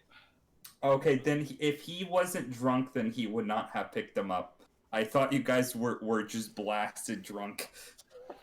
No, we were talking business the entire time. We were straight sober. Okay. I mean, I just like to think that life's a judgment and be like, oh, you were going for so long. I was like, wait, you were drinking. You're drunk. Go home. Excuse me, my friends. I did not mean to attempt to pick you up. I thought you were both intoxicated because you were saying very, very inane nonsense that could get you both greatly injured. Oh no, after business, Baron started drinking, so yeah. Even when Well, has a pleasant. not in a good mood right now. If I had failed that save, I would have either ragdolled or grabbed onto Rapture.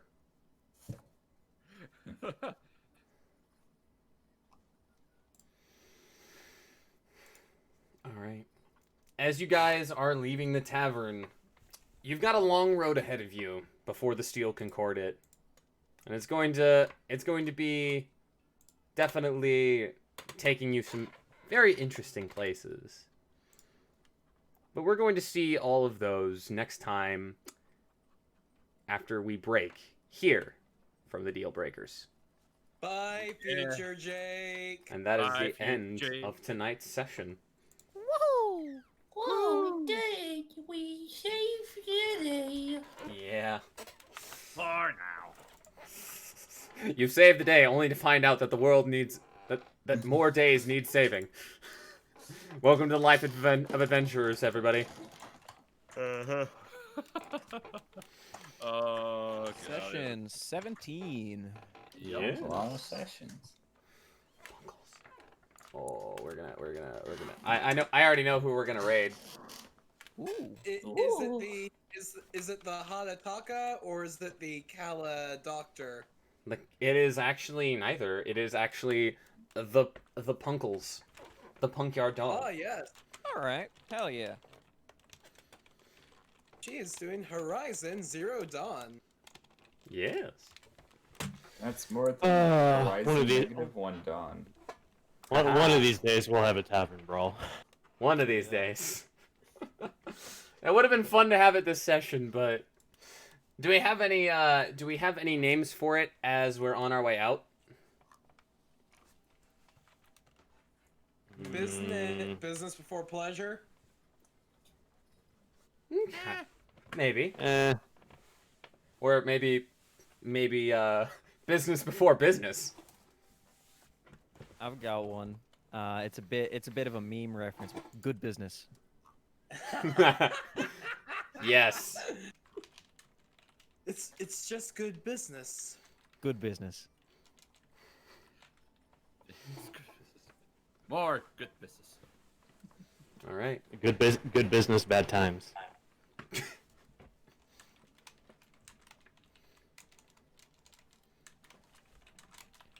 Alrighty. Anyway, guys, it has been a pleasure having you all on. Let's go ahead and shill. Yeah.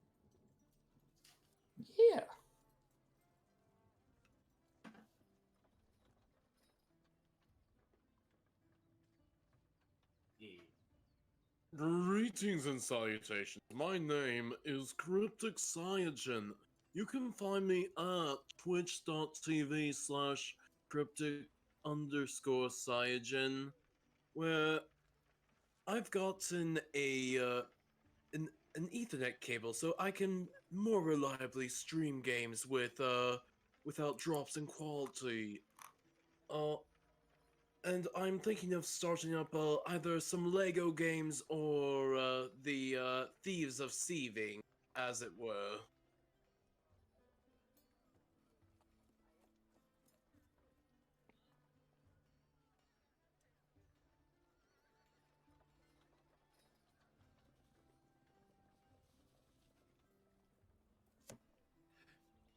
Oh, that's right. Yeah. You can find me on Twitter at MillenNinjaFTW, and you can also find me on twitch.tv/MillenNinja, where I'm not going to be streaming tomorrow night because I have obligations that I have to attend to, but I may stream during the day on Wednesday because, again, I have other obligations going on this week, so my streaming schedule's not going to be as good. But, yes, in regards to the thing, the thingy thing that that Art Jack was able to do for us. Oh, that looks so good! It's in Trials chat if you want to look at it, guys. It's just behind your spoiler.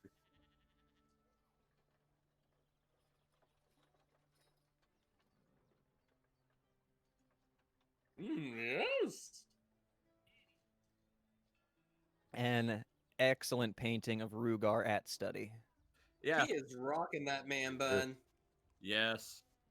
And just for the record, Jack did that in an hour and a half.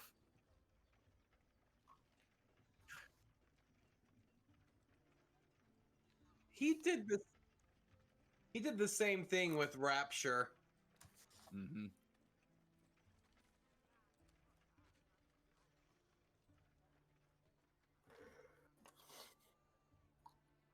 Yeah. He doesn't do full straight commissions. If anything, you'd have to. Yeah. The speed paint's just redoing like other art. He'll be able to do that because I think he's just busy with other things. Well, just yep. Yeah, he was doing some of that earlier today, but yeah, his commissions were open still, so yeah.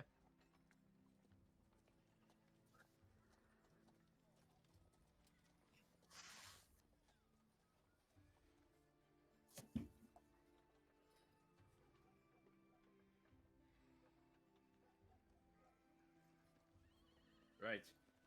Oh yeah, nervous habit.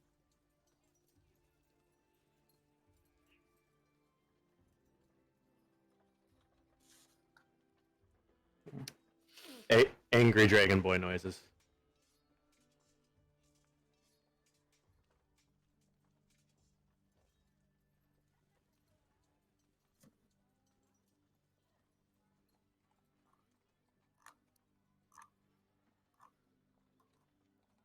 I'm sorry, The who? ones that the person that we shill who draws those cute chibi wrestlers.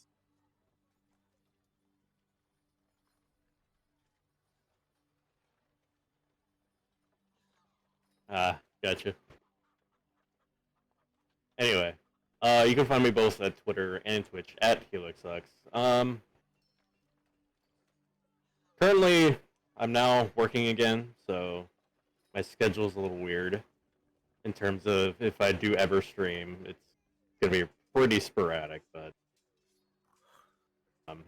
if I do stream, more than likely, I'm probably gonna be goofing around on Lake Vashon. Other than that, random stuff.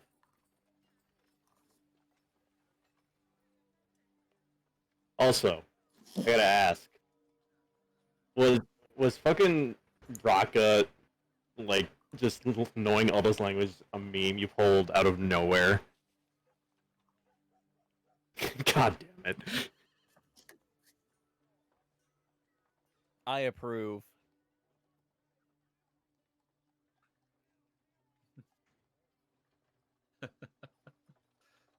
She actually knows only 4 languages, and she's very thankful that nobody tried to ask her a question in another language. I heard Jake say she spoke in 5. God damn. What the fuck? She took So- linguist. So, common, abyssal, infernal, tenured for some reason.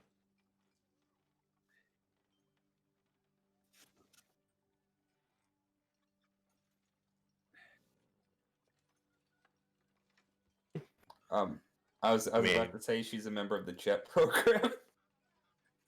Fuck. Wow, she must really hate me then.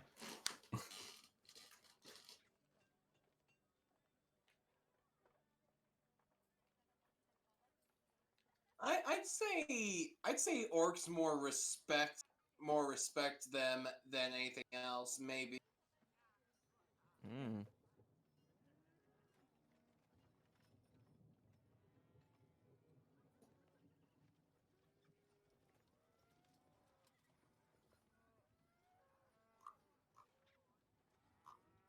Should close out. Oh, Battery.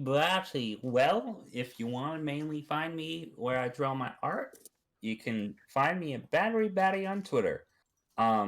If you like anime themed D&D campaigns because you're just as nerdy as I am, me and my friends have a YouTube where we upload different games that we kind of rotate out each week. We currently have a Yu Yu Hakusho, Hunter x Hunter, and Digimon themed campaign on youtube.com/filephantasma. And in terms of those who follow my webcomic, I have a webcomic called Fanarchy. I just now, after taking a little break from it, got started back on working it again. I don't have any confirmed release dates for future chapters or installments, but I'll keep everybody updated on my Twitter. Again, at Battery Batty on Twitter. Woo. Yeah.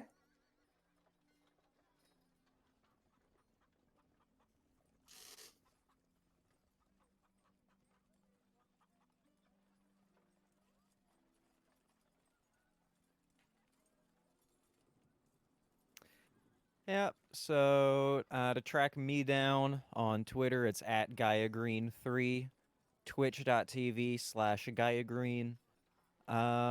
Still going through with the Persona 4 Golden playthrough, and I'm officially at the point that I think I'm just going to start turning on the stream switch whenever I'm grinding on stuff like Final Fantasy 14 or Monster Hunter. Because I've got a lot of just like grindy games that I need to get back into the loop of. So that's the type of stuff that I'd probably end up just start streaming.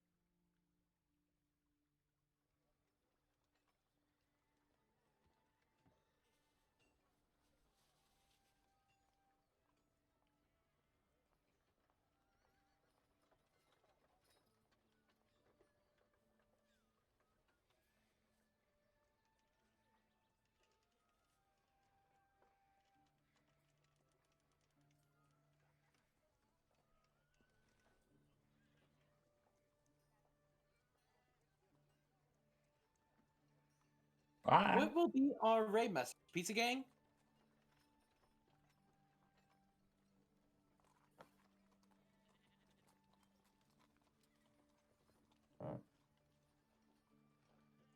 Jeffrey Huh. put you over.